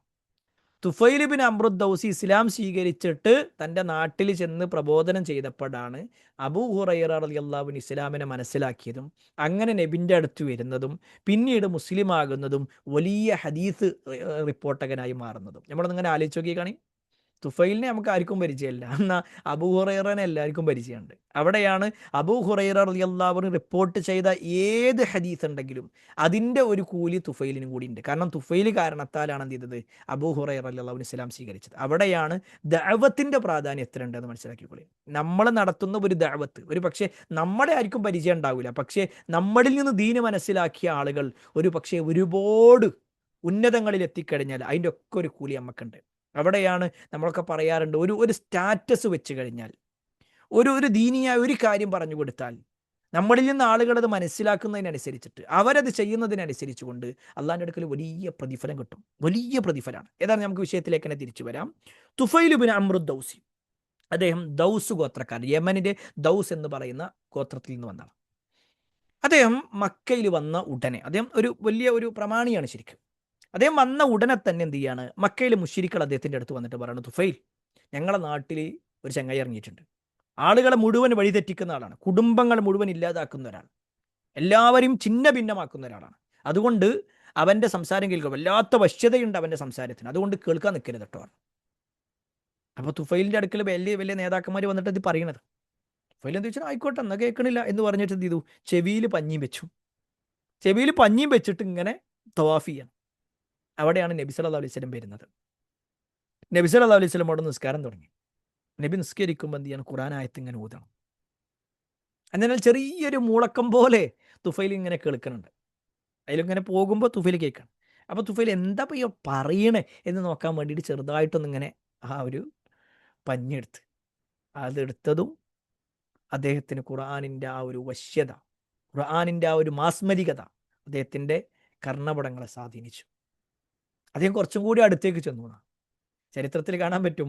പിന്നീട് അദ്ദേഹം വന്ന് ചോദിക്കുകയാണ്, എന്താ ഇത്? നബി കാര്യങ്ങൾ പറഞ്ഞു കൊടുത്തു. തുഫൈൽ ഇബ്നു അംർ ദൗസി റളിയല്ലാഹു അൻഹു ഇസ്ലാമിലേക്ക് വരികയാണ്. നിങ്ങൾ ആലോചിച്ച് നോക്കിയൊക്കെ, തടഞ്ഞതാണ്, അള്ളാഹിൻ്റെ മാർഗത്തുനിന്ന് തടഞ്ഞതാണ്, പോകരുത്, കേൾക്കരുത് എന്ന് പറഞ്ഞതാണ്. പക്ഷെ അത് കേട്ടപ്പോൾ എന്ത് ചെയ്തു? മാറി. നമ്മുടെ സമൂഹത്തിൽ ഇപ്പോഴും ഉണ്ട് അങ്ങനെ. ചില ആളുകളുടെയൊക്കെ സംസാരത്തിലുണ്ട്. ചില ആളുകളുടെയൊക്കെ സംസാരത്തിൽ പറയും എന്താണെന്നറിയോ? ഓരോ പ്രസംഗം കേൾക്കരുത് കേട്ടോ, ഓരോ പ്രസംഗം കേട്ട് കഴിഞ്ഞാൽ പ്രശ്നമാണ്, ഇതിൻ്റെ ആൾക്കാരാണ്, പുത്തമ്പാദികളാണ്, അങ്ങനെയാണ് ഇങ്ങനെയാണെന്നൊക്കെ പറയും. അങ്ങനെ കേട്ടു ആരെങ്കിലും ഏതോ ഒരു സുപ്രഭാതത്തിൽ കേട്ട് കഴിഞ്ഞാൽ വലിയ മാറ്റങ്ങൾ ഉണ്ടാകും. ഞാൻ ഈ അടുത്തൊരു സുഹൃത്ത് പറഞ്ഞൊരു അനുഭവം പറഞ്ഞുതരാം. അദ്ദേഹം നമ്മുടെ ഒരു ആദർശത്തിലേക്ക് വരാനുണ്ടായ സാഹചര്യം കേട്ടോ പറയണത്. അതായത് പിന്നെ ഈ കൊറോണ സമയത്ത് അദ്ദേഹത്തിന് സാധാരണ ഒരു ചെറിയ ഒരു ഫോണാണ് ഉണ്ടായിരുന്നത്. അപ്പോൾ പിന്നെ ശാരീരികമായിട്ട് കുറച്ചൊരു പോരായ്മ എന്ന് പറഞ്ഞാൽ ചെറുപ്പത്തിൽ 10 വയസ്സുള്ള സമയത്തെന്തോ അദ്ദേഹം വീണിട്ട് പിന്നെ കൈ പൊട്ടിപ്പോയി. അങ്ങനെ ചെറിയൊരു കൈയാണുള്ളത്. നമ്മൾ സാധാരണ ആളുകളുടെ കയ്യിൻ്റെ വലിപ്പമൊന്നുമില്ല. അപ്പം അങ്ങനത്തെ ഒരു ശാരീരികമായ ചില പ്രയാസങ്ങൾ അദ്ദേഹത്തിനുണ്ട്. അള്ളാഹു അദ്ദേഹത്തിൻ്റെ പ്രയാസങ്ങളൊക്കെ മാറ്റി കൊടുക്കുമാറാവട്ടെ. അദ്ദേഹത്തിൻ്റെ മക്കളും ഒക്കെ ഉണ്ട്. അപ്പോൾ 3 പെൺകുട്ടികളാണെന്ന് എൻ്റെ ഒരു ഓർമ്മ. ഏതായിരുന്നാലും പിന്നെ അദ്ദേഹം മാറാനുള്ള സാഹചര്യം അറിയണം. ഈ കൊറോണ സമയത്ത് അദ്ദേഹത്തിന് ആരോ ഒരാൾ എന്ത് ചെയ്തു, ഒരു ഫോൺ വാങ്ങിക്കൊടുത്തു. കാരണം എന്തെങ്കിലുമൊക്കെ പൈസൻ്റെ ഇതൊക്കെ ഉണ്ടെന്നുണ്ടെങ്കിൽ കാര്യമായിട്ട് ഈ പൈസ ഇല്ലല്ലോ. അപ്പോൾ ഗൂഗിൾ പേ വേണമെന്നുണ്ടെങ്കിൽ എന്ത് ചെയ്യണം, കുറച്ച് നല്ല ഫോൺ വേണമെന്നാണ്. അങ്ങനെ അദ്ദേഹം ഫോൺ വാങ്ങി. അതിനിടയിലാണ് അദ്ദേഹം എന്ത് ചെയ്തത്, യൂട്യൂബിൽ ഇങ്ങനെ കുറേ പ്രസംഗങ്ങൾ ഇങ്ങനെ കേൾക്കും. അതിനിടയിൽ ഏതോ ഒരു തവണ ഒരു പ്രസംഗം കേട്ടു നമ്മുടെ. ആ ഒറ്റ പ്രസംഗമാണ് പിന്നീട് അദ്ദേഹത്തിന് കൂടുതൽ കൂടുതൽ പഠിക്കാനുള്ള ആഗ്രഹം ഉണ്ടായത്. ഇപ്പോൾ വലിയ സജീവമായി ദീനിൻ്റെ കാര്യത്തിൽ ഇടപെട്ട് നടക്കണം. അത് ഞാൻ പറയണത് എന്താണെന്ന് വെച്ച് കഴിഞ്ഞാൽ, അള്ളാഹിൻ്റെ മാർഗത്തിൽ നിന്ന് എത്രയൊക്കെ തടയാൻ നോക്കിക്കഴിഞ്ഞാലും അള്ള ഉദ്ദേശിച്ച ആളുകൾക്ക് അള്ള എന്ത് ചെയ്യും, കൊടുക്കും, ഹിദായത്ത് കിട്ടും. അതൊരു പക്ഷേ നമ്മൾ വെക്കുന്ന ഒരു സ്റ്റാറ്റസ് ആയിരിക്കും. പിന്നോട് പല ആൾക്കാരും ചോദിക്കാറുണ്ട്, ഇങ്ങക്ക് പ്രാന്തുണ്ടോ 100 കണക്കിനൊക്കെ സ്റ്റാറ്റസ് വെക്കാറില്ലേന്ന്. ഞാൻ അതിന് മറുപടി സ്റ്റാറ്റസിലൂടെ തന്നെ കൊടുത്തിരുന്നു. നിങ്ങൾ ചിലപ്പോൾ ശ്രദ്ധിച്ചിട്ടുണ്ടാകും. ഒരു സ്റ്റാറ്റസ് വെച്ച് കഴിഞ്ഞാൽ മിനിമം 500, 600, 700 ആൾക്കാർ എന്ത് ചെയ്യാറുണ്ട്, കാണാറുണ്ട്. അപ്പോൾ 700 ആളുകളെ മുന്നിൽ ഞാൻ സംസാരിക്കുന്നതിന് തുല്യമാണ് നമ്മളൊരു സ്റ്റാറ്റസ് വെക്കുന്നതിലൂടെ ആളുകൾ വായിക്കുന്നത്. അതിൽ ഹൈന്ദവരുണ്ട്, ക്രൈസ്തവരുണ്ട്, മുസ്ലിങ്ങളുടെ വ്യത്യസ്ത വിഭാഗങ്ങളിൽപ്പെട്ട ആൾക്കാരുണ്ട്, ഒക്കെ ഉണ്ട്. ഒരു പക്ഷേ യുക്തിവാദം കൊണ്ട് നടക്കുന്ന ആളുകൾ വരെ ആ സംസാരങ്ങൾ അല്ലെങ്കിൽ ആ ഒരു മെസ്സേജുകൾ കാണാറുണ്ട്. നമ്മളിത് പോസ്റ്റ് ചെയ്യുമ്പോൾ, നമ്മളൊരു സ്റ്റാറ്റസ് വെക്കുമ്പോൾ നമ്മൾ മനസ്സിലുണ്ടാവേണ്ടതാണ് ഒരു നന്മയായൊരു കാര്യം. ചിലപ്പോൾ തമാശൻ്റെ പല കാര്യങ്ങളും ഉണ്ടാകും. ഒരു ദീനുമായി ബന്ധപ്പെട്ടതാണെങ്കിൽ റബ്ബേ അതിലൂടെ ആർക്കെങ്കിലും എന്തെങ്കിലും ഒരു ഉപകാരം കിട്ടണം. അവിടെയാണ് നമ്മൾ മനസ്സിലാക്കേണ്ടത്, അള്ളാൻ്റെ ദീനിൻ്റെ കാര്യത്തിൽ തടസ്സം നിൽക്കാൻ എത്രയൊക്കെ ശത്രുക്കൾ പരിശ്രമിച്ചാലും അള്ള എന്ത് ചെയ്യും, ആ തടയുന്നതിൽ നിന്നൊക്കെ മാറ്റിയിട്ട് അള്ള ചില ആളുകൾക്ക് ചില അവസരങ്ങൾ കൊടുക്കും. ഇവിടെ ഞാൻ നേരത്തെ പറഞ്ഞ കാര്യം ഒന്നുകൂടി ഓർമ്മപ്പെടുത്തുന്നു. തുഫൈൽ ഇബ്നു അംറു ദൗസിയെ നമുക്ക് പരിചയമില്ല, പക്ഷേ അദ്ദേഹത്താൽ ദഅവത്ത് ലഭിച്ച, അദ്ദേഹത്താൽ ദീന് മനസ്സിലാക്കിയ അബൂ ഹുറൈറയെ നമുക്ക് പരിചയമുണ്ടെങ്കിൽ, നമ്മളിൽ നിന്നും ദീന് കേൾക്കാൻ ഒരുപാട് അബൂ ഹുറൈറമാർ ഇന്നും നമ്മുടെ സമൂഹത്തിലുണ്ട്, നമ്മുടെ കുടുംബത്തിലുണ്ട്. ഒരു പക്ഷേ നമ്മൾ മിണ്ടാതെ നിൽക്കണം. ഞാൻ എങ്ങനെ പറയാം, ഞാൻ പറഞ്ഞാൽ എങ്ങനെ ഇപ്പോൾ ഒരു മനസ്സിലാക്കാം. പ്രിയപ്പെട്ട, എങ്ങനെയും ഒരു മനസ്സിലാക്കിക്കോട്ടെ, ഹിദായത്ത് കൊടുക്കാൻ പഠിച്ചോന്നാണ്. അതെങ്ങനെ? ഒരു പക്ഷേ നമ്മുടെ ഒരു വാക്കായിരിക്കും, ഒരു മെസ്സേജ് ആയിരിക്കും, ഒരു സ്റ്റാറ്റസ് ആയിരിക്കും, ഒരു വീഡിയോ ക്ലിപ്പായിരിക്കും. നമ്മൾ എന്ത് ചെയ്യണം, അത് എത്തിച്ചു കൊടുക്കേണ്ടത് എൻ്റെ കടമയാണ്. ഞാനത് ചെയ്താൽ എനിക്ക് പ്രതിഫലമുണ്ട്. അതുകൊണ്ടല്ലേ നബി സല്ലല്ലാഹു അലൈഹി വസല്ലം പറഞ്ഞത്, മൻ ദല്ല അലാ ഖൈരിൻ ഫലഹു മിസ്ലു അജ്രി ഫാഇലിഹി. ആരെങ്കിലും ഒരു നന്മ ചെയ്താൽ, ഒരു നന്മ മറ്റൊരാൾക്ക് അറിയിച്ചു കൊടുത്താൽ, ആ ചെയ്തവൻ്റെ അതേ പ്രതിഫലം അറിയിച്ചു കൊടുത്തവൻ. ഞാൻ ഇപ്പം നിങ്ങൾക്കൊരു നന്മ അറിയിച്ചു തരണം. നിങ്ങൾ ആ നന്മ ചെയ്താൽ, ചെയ്ത എത്ര ആൾക്കാരുണ്ട് അതിൽ 10 ആളത് ചെയ്തിട്ടുണ്ടെങ്കിൽ ആ 10 ആളെ പ്രതിഫലം എനിക്ക് കിട്ടും, നിങ്ങൾക്കും കിട്ടും, എനിക്കും കിട്ടും, അറിയിച്ചു കൊടുത്തോണ്ട്. അപ്പോൾ നമുക്ക് വലിയൊരു പ്രതിഫലം ഈ ദീനിൻ്റെ വിഷയത്തിലൊക്കെ ഉണ്ട് എന്ന് നമ്മൾ മനസ്സിലാക്കുക. പ്രത്യേകിച്ച് ദീനിൻ്റെ ചില കാര്യങ്ങളൊക്കെ നിങ്ങളൊന്ന് സ്റ്റാറ്റസ് വെക്കണം, ഇതൊന്ന് ഷെയർ ചെയ്യണം എന്ന് പറയുമ്പോൾ, ആ ഷെയർ ചെയ്യുന്നതിലൂടെ നമുക്ക് കിട്ടുന്ന നേട്ടങ്ങളാണ് പറയുന്നത്. അതിലൂടെ ഒരാൾ ദീന് പഠിക്കാൻ തുടങ്ങിയാൽ, അതിലൂടെ ഒരാൾ മനസ്സിലാക്കാൻ തുടങ്ങിയാൽ, അതിലൂടെ നമുക്ക് വലിയ നേട്ടങ്ങളുണ്ട് എന്ന് നമ്മൾ മറക്കാതിരിക്കുക. ഇനി രണ്ടാമത്തെ വിഷയം ഈ വാചകത്തിൽ പറഞ്ഞത് വകുഫ്റും ബിഹി എന്നാണ്. അള്ളാഹുവിനെ നിഷേധിക്കുക എന്നുള്ളത് യുദ്ധത്തേക്കാൾ വലിയ അപരാധമാണ്. ഒരാളെ കൊല്ലുക എന്നതിനേക്കാൾ വലിയ ഗൗരവമാണ് അള്ളാഹിനെ നിഷേധിക്കുക എന്നുള്ളത്. ഇന്ന് നമ്മുടെ നാട്ടിലൊക്കെ അതിനു വേണ്ടി പരിശ്രമിക്കുന്ന എത്രയോ ആളുകളുണ്ട്. അള്ളാഹു എല്ലാവർക്കും ഹിദായത്ത് നൽകുമാറാവട്ടെ. മൂന്നാമത്തെ ഒരു കാര്യമാണ് യുദ്ധത്തേക്കാൾ വലിയ അപരാധമായിട്ട് പറയാണ് വൽ മസ്ജിദിൽ ഹറാമി വ ഇഖ്റാജു അഹ്ലിഹി. ആ മസ്ജിദുൽ ഹറമിൻ്റെ ആളുകളെ കഅബയിൽ പ്രവേശിക്കുന്നതിൽ നിന്ന്, അവരെ ആരാധന നടത്തുന്നതിൽ നിന്ന് തടയുക. അതിൻ്റെ ഏറ്റവും വലിയ തെളിവാണ് നമ്മൾ കഴിഞ്ഞ ക്ലാസ്സിൽ പറഞ്ഞു, ഹുദൈബിയ സന്ധി. നബിയും സഹാബത്തും ഉംറ നിർവഹിക്കാൻ വേണ്ടി വന്നപ്പോൾ ഹുദൈബിയ എന്ന് പറയുന്ന സ്ഥലത്ത് ഇവർ തടുത്തു നിർത്തണം. പറ്റൂല, പോരാൻ പറ്റൂല. ആരോടാ പറയണത്? സഹാബിമാരോട്. ആ മക്കയിൽ ജീവിച്ചു വളർന്ന ആളുകളെ കൂട്ടത്തിലുണ്ട്. ലോകത്തിന്റെ വിവിധ ഭാഗങ്ങളിൽ നിന്ന് പല ആളുകളും വരുന്നുണ്ട്. സിറിയയിൽ നിന്നും, യമനിൽ നിന്നും, ഇറാഖിൽ നിന്നും ഒക്കെ ആളുകൾ അവിടെ വരുന്നുണ്ട്. അവർ ഉംറ ചെയ്യുന്നുണ്ട്, ഹജ്ജ് ചെയ്യുന്നുണ്ട്. പക്ഷെ ഓരോടൊക്കെ പറയും ആ കുഴപ്പമില്ല കേട്ടോ, കുഴപ്പമില്ല എന്ന്. പക്ഷെ സത്യവിശ്വാസികളിൽ നിങ്ങൾ പറ്റൂല, നിങ്ങൾ പറ്റൂല, നിങ്ങൾ ചെയ്യാൻ പറ്റൂല, നിങ്ങൾ അംഗീകരിക്കൂല. അല്ലേ? ഇന്നും നമ്മൾ ചിലപ്പോഴൊക്കെ നമ്മളിങ്ങനെ കാണുന്നുണ്ട്. അപ്പോൾ ഗംഗയുമായി ബന്ധപ്പെട്ടുകൊണ്ടുള്ള വിഷയം നമ്മൾ അറിഞ്ഞിട്ടുണ്ടാവും. ഗംഗ എന്ന് പറയുന്ന നദിയിൽ ചില ആളുകൾ ബോട്ടിൽ പോയിട്ട് എന്ത് ചെയ്തു, ഇഫ്താർ നടത്തി എന്നുള്ളത് വലിയ ഒരു കുറ്റകരമായിട്ടാണ് പറഞ്ഞുകൊണ്ടിരിക്കുന്നത്. ആ ഗംഗയുടെ പ്രത്യേകത ഏറ്റവും കൂടുതൽ മാലിന്യങ്ങൾ തള്ളുന്ന ഒരു സ്ഥലം, എല്ലാ ഫാക്ടറികളിൽ നിന്നും മാലിന്യങ്ങൾ തള്ളുന്ന സ്ഥലം, പല ആളുകളും മരിച്ച് പകുതി ശവമായി കിടക്കുന്ന അല്ലെങ്കിൽ പകുതി ദഹിപ്പിച്ച പല ഡെഡ് ബോഡികളും കൊണ്ടുപോയി ഒടുക്കുന്ന സ്ഥലം. ഇവിടെ നമ്മുടെ നാട്ടിൽ നിന്ന് പോലും പലരും പിന്നെ തൻ്റെ അച്ഛനെ കത്തിച്ചതിന് ശേഷം അതിൽ നിന്ന് കിട്ടുന്ന വെണ്ണീർ അല്ലെങ്കിൽ അതിൻ്റെ ഭാഗം എടുത്തുകൊണ്ട് അതിൻ്റെ എല്ലെടുത്തുകൊണ്ട് അവിടെ കൊണ്ടുപോയി കിടത്തുക. അങ്ങനത്തെ ഒരു സ്ഥലം. അതിൻ്റെ തൊട്ടടുത്തിരുന്നിട്ട് ഒരാൾ മദ്യപിക്കുകയാണ്. ആ മദ്യപിക്കുന്ന ആളെ പിടിച്ചപ്പോൾ ഞാൻ നിങ്ങളെ ടീം തന്നെയാണെന്ന് പറഞ്ഞു. ഞങ്ങളുടെ ടീം. എന്നാൽ കുഴപ്പമില്ല, പോയിക്കോ. ഇത് അതിൻ്റെ അടുത്തുനിന്ന് മദ്യമല്ല, സാധാരണ ആളുകൾ കഴിക്കുന്ന ഭക്ഷണം കഴിച്ചു. അതിൻ്റെ പേരിൽ ദിവസങ്ങളായി ജയിലിലാണ്. അവിടെയാണ് നമ്മൾ ഇതൊക്കെ മനസ്സിലാക്കേണ്ടത്. നമ്മൾ മനസ്സിലാക്കേണ്ട വിഷയമാണത്. അതായത് വിശ്വാസികളെ കാര്യത്തിൽ വല്ലാതെ പ്രയാസപ്പെടുത്തുന്ന ആളുകൾ. ഇതാണ് അള്ളാഹ് പറയുന്നത്, ഒരാളെ കൊല്ലുന്നതിനേക്കാൾ വലിയ ഗൗരവമാണ് നിങ്ങൾ ചെയ്തുകൊണ്ടിരിക്കുന്നത്. ഞാൻ സാന്ദർഭികമായി ചില കാര്യങ്ങൾ ഓർമ്മപ്പെടുത്തിയത് മാത്രം. ഇനി ഇവിടെ അള്ളാഹു സുബ്ഹാനഹു എടുത്തു പറഞ്ഞ കാര്യം എന്താ? മക്കയിലെ തദ്ദേശവാസികളായ മുസ്ലിങ്ങളെ അവരുടെ വീടുകളിൽ നിന്നും നാട്ടിൽ നിന്നും അന്യായമായി പുറത്താക്കുക. അതും നമ്മൾ പറഞ്ഞു. സുഹൈബ് റളിയല്ലാഹു അൻഹുവിന്റെ ചരിത്രം. സുഹൈബ് റളിയല്ലാഹു അൻഹു ഇസ്ലാം സ്വീകരിച്ചു.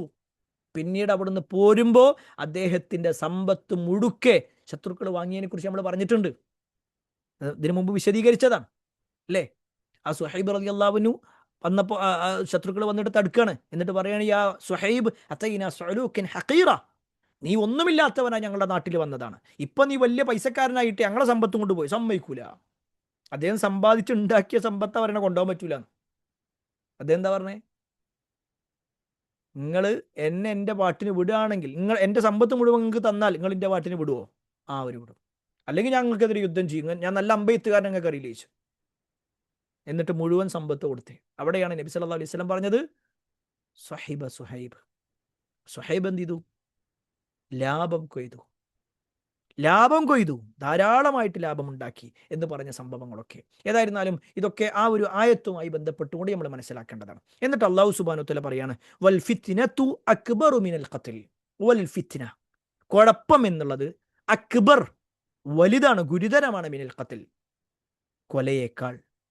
ഒരു കൊല നടത്തുക എന്നതിനേക്കാൾ ഗൗരവപ്പെട്ടതാണ് ഫിത്ന ഉണ്ടാക്കുക എന്നുള്ളത്. കാരണം ഒരു കൊലപാതകം എന്ന് പറഞ്ഞാൽ അതോടുകൂടി അവിടെ അവസാനിക്കും. എന്നാൽ ഫിത്ന എന്ന് പറഞ്ഞാലോ അത് തുടർന്നുകൊണ്ടേയിരിക്കും. ഒന്നിൽ നിന്ന് മറ്റൊരാളിലേക്കെത്തും, പീഡനങ്ങളാകും, കൊല ചെയ്യാന്ന് പറയില്ല, ആ രൂപത്തിലാണ്.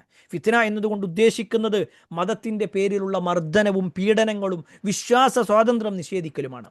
ഒരു മനുഷ്യനെ അവൻ്റെ വിശ്വാസത്തിൻ്റെ പേരിൽ ക്രൂരമായി പീഡിപ്പിക്കുന്നതും വിശ്വാസം മാറ്റാൻ നിർബന്ധിക്കുന്നതും വീട് വിട്ടിറങ്ങാൻ പ്രേരിപ്പിക്കുന്നതും യുദ്ധത്തിൽ ഒരാളെ കൊല്ലുന്നതിനേക്കാൾ വലിയ ക്രൂരതയാണ്.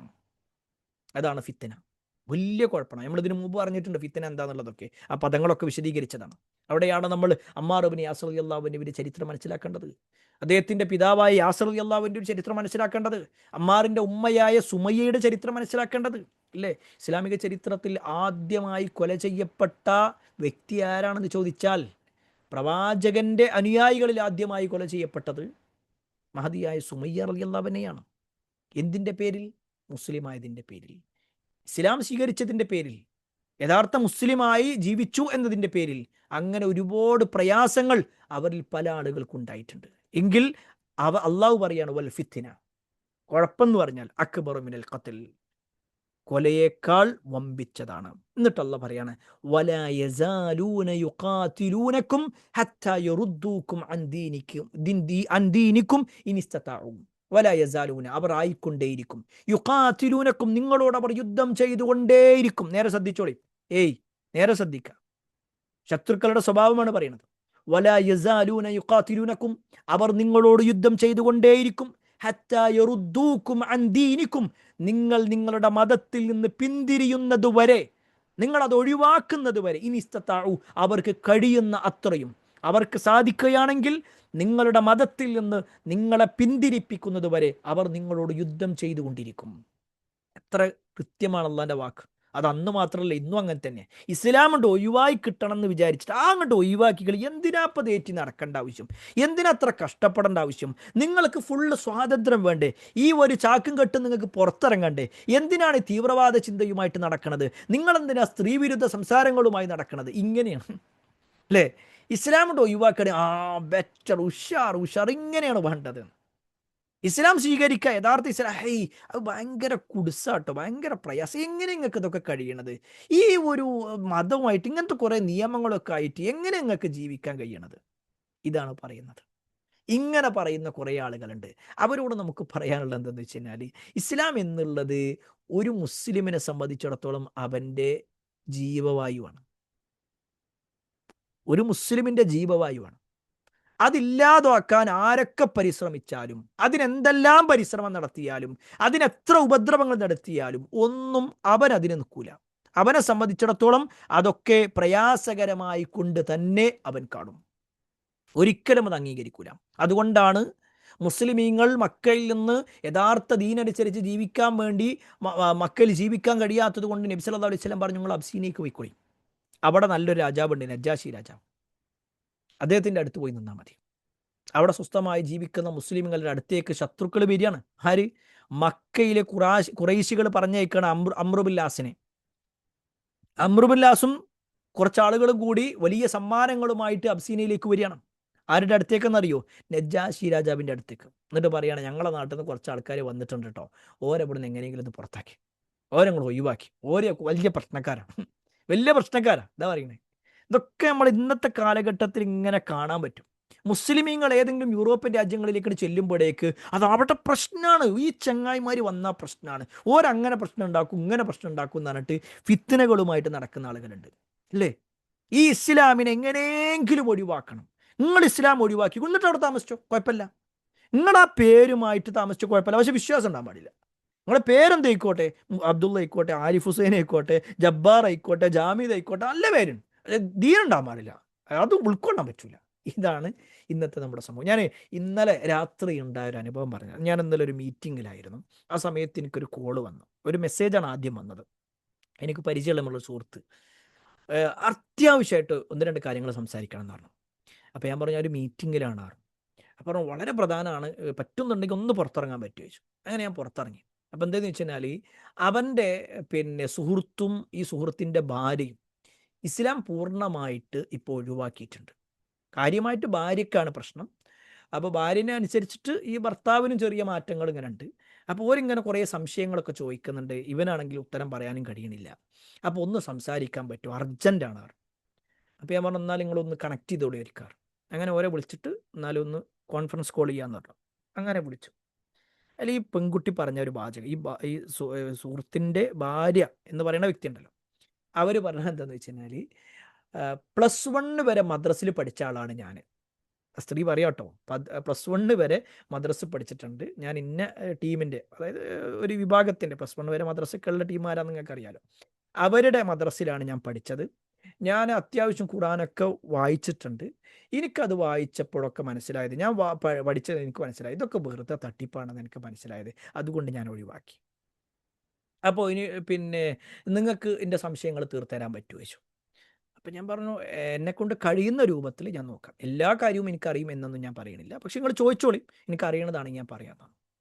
അങ്ങനെ ഈ സഹോദരി ചോദിക്കുകയാണ്. എന്താണെന്ന് വെച്ച് കഴിഞ്ഞാൽ, ഓർക്ക് കുറേ കൂട്ടുകാരികളുണ്ട്, അതിൽ ഹിന്ദുക്കളുണ്ട്, ക്രിസ്ത്യാനികളൊക്കെ ഉണ്ട്. അപ്പോൾ ഇസ്ലാം പറയണത് ഓരൊക്കെ നരകത്തിലും ഞാൻ മാത്രം സ്വർഗത്തിലും. ഓരൊക്കെ അങ്ങനത്തെ ഒരു പാൻ്റെ ഹിന്ദുവിൻ്റെ അല്ലെങ്കിൽ ക്രിസ്ത്യാനിയുടെ മകനായി മകളായി ജനിച്ചത് കൊണ്ടല്ലേ ഓരങ്ങനെയായത്? എൻ്റെ വാപ്പിയും ഉമ്മയും മുസ്ലിം ആയതുകൊണ്ടല്ലേ ഞാൻ മുസ്ലിം ആയത്? അപ്പോൾ അള്ളാഹ് അങ്ങനെ ചെയ്യണത് ശരിയാണോ? ഇതാണ് ചോദ്യം. അപ്പം ഞാൻ പറഞ്ഞു, ഒന്നാമത്തെ കാര്യം, അള്ളാഹ് എവിടെയും പറഞ്ഞിട്ടില്ല ഹിന്ദുവിൻ്റെ കുട്ടി നരകത്തിലാണ്, അല്ലെങ്കിൽ ക്രിസ്ത്യാനിൻ്റെ കുട്ടി നരകത്തിലാണ്, മുസ്ലിമിൻ്റെ കുട്ടി സ്വർഗത്തിലാണ് എന്ന് എവിടെയും പറഞ്ഞിട്ടില്ല. അള്ളാഹ് പറഞ്ഞിട്ടില്ല. നബി പറഞ്ഞിരിക്കണം എന്താ? കുല്ലു മൗലൂദിൻ യൂലദുൽ ഫിത്ര, എല്ലാ കുട്ടികളും സ്വർഗത്തിലാണ്, അല്ലെങ്കിൽ എല്ലാ കുട്ടികളും ശുദ്ധ പ്രകൃതിയോട് കൂടിയാണ് ജനിച്ചിട്ടുള്ളത്. എല്ലാ കുട്ടികളും ശുദ്ധ പ്രകൃതിയോടാണ്. ജനനം കൊണ്ടല്ല ഒരാൾക്ക് സ്വർഗം കിട്ടുക, ജന്മം കൊണ്ടല്ല, കർമ്മം കൊണ്ടാണ്. ഒരാൾ കർമ്മപരമായി വിശ്വാസപരമായി അയാൾക്ക് മാറ്റമുണ്ടോ, എങ്കിൽ അയാൾക്ക് സ്വർഗമുണ്ട്. അല്ലാതെ അയാളുടെ പേര് നോക്കിയിട്ടല്ല. ഇപ്പം പേര് നോക്കിയിട്ടാണെങ്കിൽ ആരിഫ് ഹുസൈൻ എന്നുള്ളത് മുസ്ലിം പേരാണ്, അയാൾക്ക് സ്വർഗം കിട്ടുമോ? അയാളുടെ വിശ്വാസവുമായി അയാൾക്ക് അള്ളാഹുവിൽ തന്നെ വിശ്വാസമില്ല എന്ന് പറയണം. എന്നിട്ട് അയാൾക്ക് അള്ളാഹു സ്വർഗം കൊടുത്താൽ അയാൾ എന്താ പറയുക? ഈ സ്വർഗം ഇല്ല എന്ന് പ്രസംഗിക്കണ എനിക്കാണോ നിങ്ങൾ സ്വർഗം തന്നെ വെച്ചു, അല്ലേ? അപ്പോൾ സ്വാഭാവികമായിട്ടും എന്തല്ല, അത് നീതിയല്ല. അപ്പോൾ പേര് നോക്കിയിട്ടല്ല, ഒരാളുടെ പ്രവർത്തനങ്ങൾ നോക്കി, അയാളുടെ വിശ്വാസം നോക്കിയിട്ടാണ് ഉണ്ടാകുക. അങ്ങനെ ഏകദേശം ഒരു അരമണിക്കൂർ നേരം ഒരുപാട് സംശയങ്ങൾ.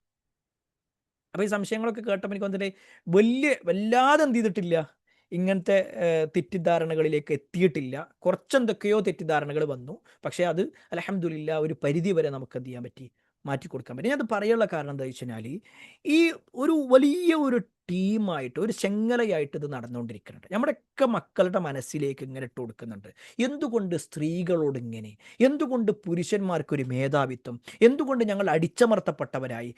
ആ സ്ത്രീ പറഞ്ഞ എന്താ അറിയോ, നിങ്ങൾ പറയുന്ന അള്ളാഹു കാരുണ്യവാനാണെന്ന് പറയുകയും ചെയ്യുക, എന്നിട്ടൊരു പെണ്ണിൻ്റെ ഒരു മുടി കാണുമ്പോഴേക്കും ഓളെ പിടിച്ച് നരകത്ത് കൂടുകയും ചെയ്യുക. ഇതല്ലേ ഖുറാനിൽ പറയണേ? അപ്പോൾ നമ്മൾ ഖുറാനിൽ എവിടെ പറയണേ? അതൊന്നും എനിക്കറിയില്ല, ഞാൻ അങ്ങനെ കേട്ടതാണ്. അപ്പം ഞാൻ പറഞ്ഞു, ഒന്നാമത്തെ കാര്യം എന്താ വെച്ചാൽ, അള്ളാഹു സുബ്ഹാനഹു ഒരു മുടി കാണുമ്പോഴേക്കാ പെണ്ണ് നരകത്തിലാണെന്നോ എവിടെയും പറഞ്ഞിട്ടില്ല. പിന്നെ ചില കാര്യങ്ങൾ പുരുഷനും സ്ത്രീക്കും അള്ളാഹു സുബ്ഹാനഹു ചില നിയമങ്ങൾ വെച്ചിട്ടുണ്ട്. അത് സ്ത്രീക്ക് മാത്രമല്ല പുരുഷനുണ്ട്. നിര്യാണിക്ക് താഴെ വരുമ്പോൾ അത് നരകമാണ് എന്ന് പറയാനുള്ള കാരണം, ആ ഒരു വലിപ്പമുള്ളത് കൊണ്ടോ ആ പാൻറ് നിര്യാണിക്ക് താഴെ വന്നിട്ട് അതിൽ ചളിയാകും എന്നുള്ളത് കൊണ്ടോ അല്ല. അള്ളാഹ് ഒരു നിയമം പറയാണ്, നബി സല്ലല്ലാഹു അലൈഹി വസല്ലം ഒരു നിയമം കാണിക്കാണ്. അത് അനുസരിക്കുന്നവൻ സ്വർഗത്തിലാണ്. ഇപ്പം നമ്മളൊരു എക്സാം നടത്തുന്ന സമയത്ത് എന്തുകൊണ്ട് എക്സാമിന് 10 മണിക്ക് തന്നെ വെക്കണം, എന്താ ഇപ്പോൾ 10:30 വെച്ചാലെന്ന് വെച്ചാൽ അവിടെ ഒരു നിയമമുണ്ട്. ആ നിയമം പാലിക്കണം, അപ്പോഴാണ് അറ്റൻഡ് ചെയ്യാൻ പറ്റുള്ളൂ. അല്ലാതെ 10:30 11 മണിക്ക് എനിക്ക് തോന്നിയ പോലെ ഞാൻ നിൽക്കുമെന്ന് പറഞ്ഞു കഴിഞ്ഞാലോ അത് പറ്റൂല. ഒരു വണ്ടി ഓടിക്കുന്ന സമയത്ത് വലതുവശം ചേർന്ന് പോകണമെന്ന് പറയുമ്പോൾ അവിടെ ഒരു നിയമം ഉണ്ടാകും. അല്ലെങ്കിൽ ഇടതുവശം ഇങ്ങനെ പോകണമെന്ന് പറയുമ്പോൾ അവിടെ ഒരു നിയമമുണ്ട്. ആ ലൈറ്റ് കത്തുമ്പോൾ നിർത്തണം എന്ന് പറഞ്ഞു കഴിഞ്ഞാൽ അവിടെ ഒരു നിയമമുണ്ട്. ഞാനിതൊന്നും അംഗീകരിക്കൂല എന്ന് പറഞ്ഞാൽ സ്വാഭാവികമായിട്ടും എന്ത് ചെയ്യും, അത് വലിയ പ്രശ്നങ്ങൾക്ക് കാരണമാകും. അപ്പോൾ അവിടെ അള്ളാഹ് ചില നിയമങ്ങൾ വെക്കുകയാണ് എന്നൊക്കെ പറഞ്ഞ് വളരെ മാന്യമായിക്കൊണ്ട് ആ സഹോദരിക്ക് പറഞ്ഞു കൊടുത്തു. അൽഹംദുലില്ലാ കുറേയൊക്കെ എന്ത് ചെയ്തിട്ടുണ്ട്, ബോധ്യപ്പെട്ടു. ഞാൻ അത് പറയാനുള്ള കാരണം എന്താണെന്ന് വെച്ച് കഴിഞ്ഞാൽ, നമ്മുടെ സമൂഹത്തിൽ ഇന്ന് ഈ ഒരു തെറ്റിദ്ധരിപ്പിക്കൽ ഇസ്ലാമിൻ്റെ വിഷയത്തിൽ നല്ലോണം നടന്നുകൊണ്ടിരിക്കുന്നുണ്ട്. അവിടെ നമ്മളൊക്കെ എന്ത് ചെയ്യണം, യഥാർത്ഥ ദീനിനെ മനസ്സിലാക്കാൻ റെഡിയാവണം. അങ്ങനെ തെറ്റിദ്ധരിപ്പിക്കുന്ന ആളുകൾക്ക്, തെറ്റിദ്ധരിച്ച ആളുകൾക്ക് നമ്മൾ എന്ത് ചെയ്യണം, തെറ്റിദ്ധാരണ തിരിച്ചു കൊടുക്കുകയും വേണം. ഇനി അതിൻ്റെ ലാസ്റ്റ് ആയത്താണ്, ആയത്തിൻ്റെ ഭാഗമാണ് വമയർത്തദിദ് മിൻകും അൻ ദീനി.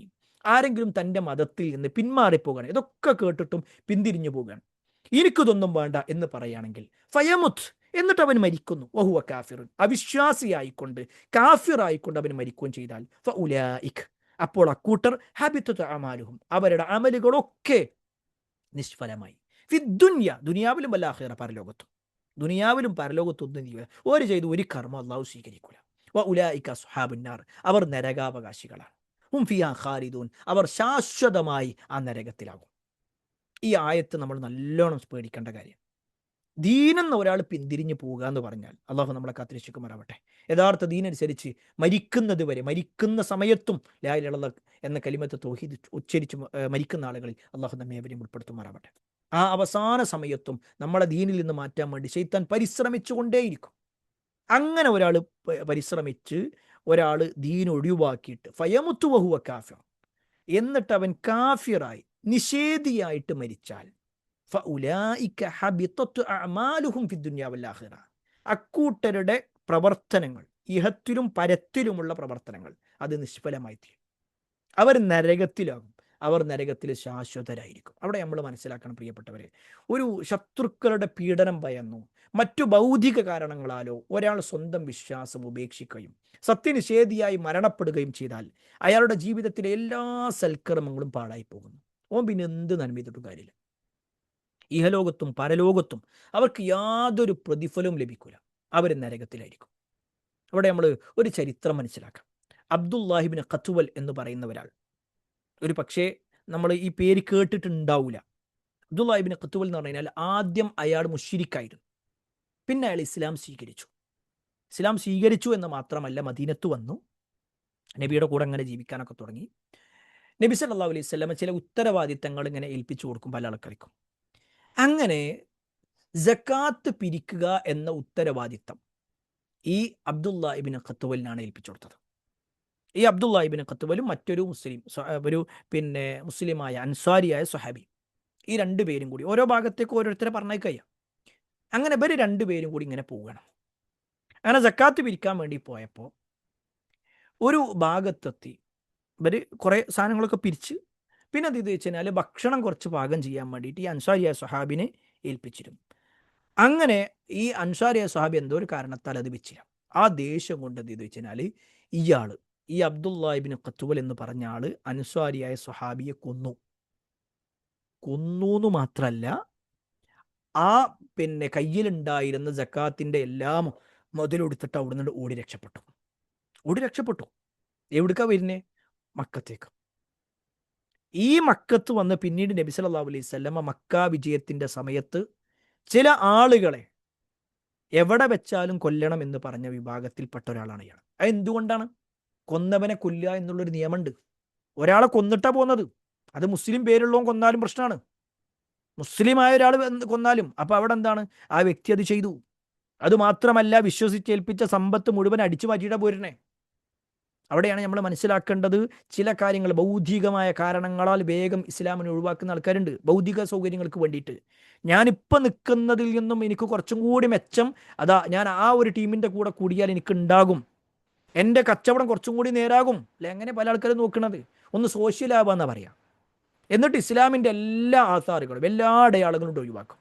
ഞാൻ കുറച്ചും കൂടിയും പിന്നെ ഒന്നും കൂടി ആളുകൾക്കിടയിൽ ഇപ്പോൾ പ്രത്യേകിച്ചും നമ്മുടെയൊക്കെ സോഷ്യൽ മീഡിയ അക്കൗണ്ടുകൾ ഇങ്ങനെ കാണുമ്പോൾ ചില ആൾക്കാരെ കാണുമ്പോൾ സങ്കടം വരാറുണ്ട്.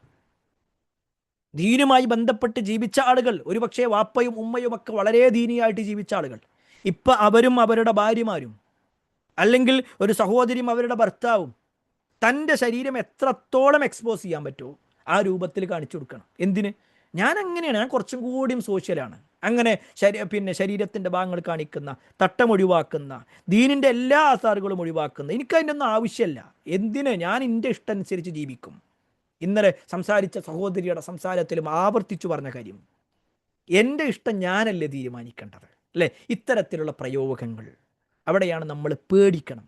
ഒരു വിശ്വാസി എന്ന നിലയ്ക്ക് നമ്മൾ പേടിക്കണം. നമ്മുടെ മക്കൾക്ക് അത്തരത്തിലുള്ള വല്ലതും പ്രിയപ്പെട്ടവരെ കുടുങ്ങിയിട്ടുണ്ടെങ്കിൽ എത്രയും പെട്ടെന്ന് നമ്മൾ എന്ത് ചെയ്യണം? അത് പരിഹരിച്ചു കൊടുക്കണം. അല്ലെങ്കിൽ ഒന്നിൽ നിന്ന് മറ്റൊന്നിലേക്ക് പോയി അവസാനം പൂർണ്ണമായി ഒഴിവാകുന്നൊരവസ്ഥയിലേക്ക് അല്ലാഹു കാത്തിരക്ഷിക്കുമാറാവട്ടെ. അപ്പം ഇത്രയാണ് നമ്മൾ ഈ ആയത്തുകളിൽ പരാമർശിച്ചിട്ടുള്ളത്. ഈ ആയത്ത് നിങ്ങളൊന്ന് ഓതി നോക്കുക. ഇൻഷാ അല്ലാഹ് ബാക്കി കാര്യങ്ങൾ നമുക്ക് എന്ത് ചെയ്യാം? അടുത്ത ക്ലാസ്സുകളിൽ വിശദീകരിക്കാം. അല്ലാഹു സുബ്ഹാനഹു വതആല യഥാർത്ഥ ദീനനുസരിച്ച് ജീവിക്കുന്ന ആളുകളിൽ നമ്മെ ഏവരെയും ഉൾപ്പെടുത്തുമാറാവട്ടെ. കുടുംബത്തോടൊപ്പം സ്വർഗ്ഗത്തിലേക്ക് എത്തുന്ന മഹാഭാഗ്യവാന്മാരിൽ അള്ളാഹു നമ്മെ ഏവരെയും ഉൾപ്പെടുത്തുമാറാവട്ടെ. വആഖിറു ദഅവാനാ അൽഹംദുലില്ലാഹി റബ്ബിൽ ആലമീൻ. അസ്സലാമു അലൈക്കും വറഹ്മത്തുള്ളാഹി വബറകാതുഹു. സുബ്ഹാനകല്ലാഹുമ്മ വബിഹംദിക അശ്ഹദു അല്ലാ ഇലാഹ ഇല്ലാ അൻത അസ്തഗ്ഫിറുക വഅതൂബു ഇലൈക്.